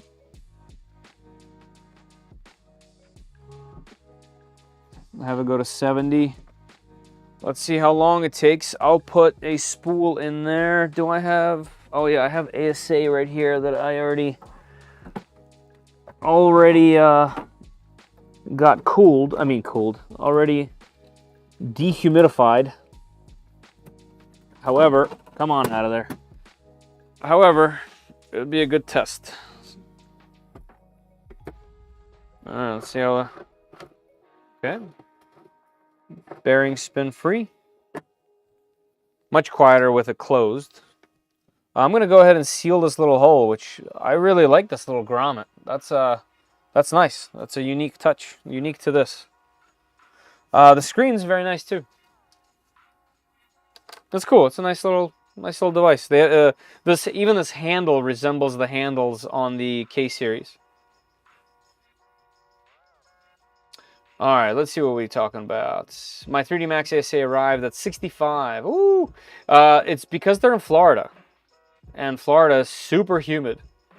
So I believe that it had humidity. I have to, every single time I print any ASA or ABS by them, I always dry it first, and it always turns better. Can it play Crisis? Yes, a man of culture. I love it. I've heard the IBOS Cyclops dryer. Best one I tried. Nice. Tried Sunlu, Esun, IBOS. I don't remember what the one was called. Bix Dry or something? BIX? They make really great filaments. Let's see how easy it is to find. Dual spool filament dryer. I wonder how their SEO is. It's fixed dry. It's right here. It's right over. So I have this at the office. Yeah, this is the one I use at the office. It's $85 for a double. Wait, this is a single at $85. Holy moly! And they have a 4. Wow, that's a lot. Okay, so that's I wouldn't suggest this. So the downside of this dryer is that everything is vented, and it has holes on the front, for spool this way, holes on the top, and you can use one thing in there, which is nice. The part that I don't like about it is this lid is not hinged. So whenever you need to get to one filament, you have to take the whole thing off. And if you have a spool in there, like if it's already spooled to a machine or anything, it's like a disaster. You're like you can't, it's just not, it's not a good experience. The lid is not a good experience. If there was a hinge, it would be so far improved. Like I think they almost need to include a 3D printable file or something. Otherwise, it heats fast. Yeah, with the holes on top here in the center, the heat just goes through. So I understand why they have it, but The other downside is that you can't keep filament in there. It just gets humidity back right away. So I would say this is really, really expensive for, unless, okay, maybe I'm just understanding this wrong. Maybe this is buying 2 of them. Maybe it is $86, which then that might be a little bit more fair because it's, you know, a double. So yeah, otherwise I would save up and try to get one of those bad boys, the Sunlu S4. Comgrow has one. A lot of companies have these now, it looks like.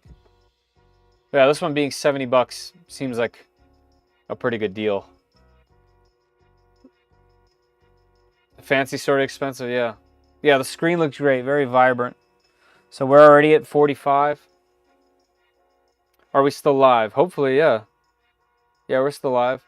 What is it, 12:20? I'm probably gonna go for another 6-7 minutes, and then hopefully I can get some files over to Dustin before I head to bed here.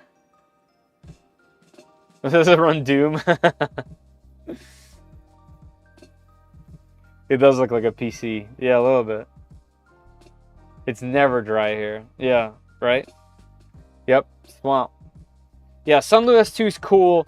I don't like the Sunlu S... Well, I use it all the time. I have it right there with carbon fiber filament in it. The part that I don't like about it is the bottom. The little feet are just annoying.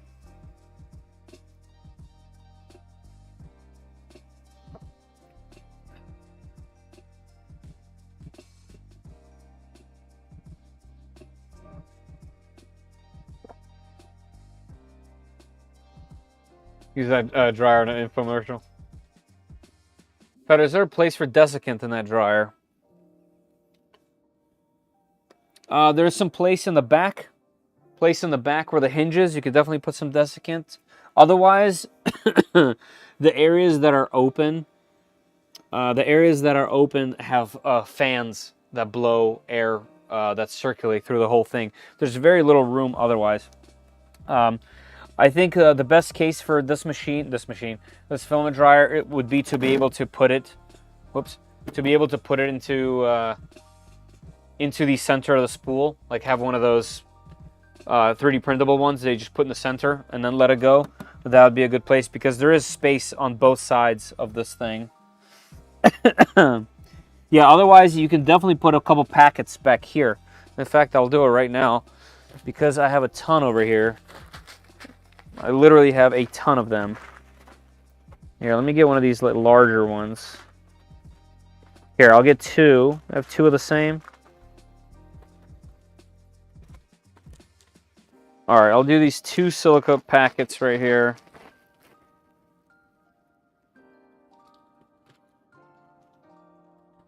Let's, here, I'll show you guys.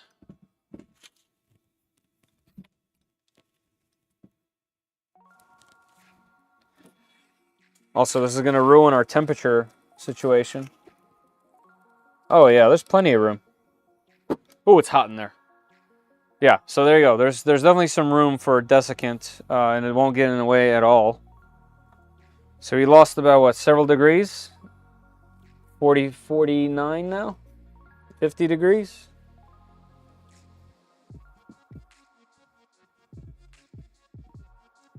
Sealed. Cool. The feet are goofy. Yeah, the feet are definitely goofy. Basically the K1 without the exterior and no Core XY. Oh, this machine? Yes, but it's Core XZ. So this entire area is running off of two stepper motors. So the bed still slings, but it's Core XZ. Yeah, no basket in this one, but you can definitely put some in there. How many rolls in the big project on the floor? 18. I'm in 18. I'm probably gonna end up at around 20 to 21 spools total. And they're all printed on the K1 Max. Max 50C, you can dry only PLA, TPU, PETG. Yeah, 50C would be perfect for those. Yeah, ASA or ABS, I like to go to 70, but don't do that on PLA.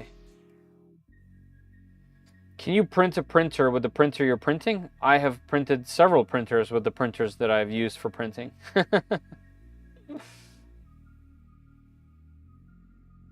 Yeah, the menu is nice. It's very similar to, very similar to the Sunloom menu. Yeah, I mean, so we're already at 60 degrees, so it actually heats pretty darn fast. Also, look at the look at the humidity level.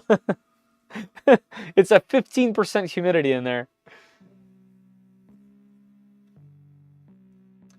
It's not that. It's not that. So it's to eliminate the Z rods. There's no rods. Z belted Zs, kind of like on the Voron 2.4, are better than rods, and that spin and aren't accurate. So it's definitely an improvement on the Z axis. It doesn't need to go fast, which Core XY is good at, but it can still move side to side very fast. So it's an improvement on two things. And also, it's just 2 motors instead of 3. So it is technically an improvement.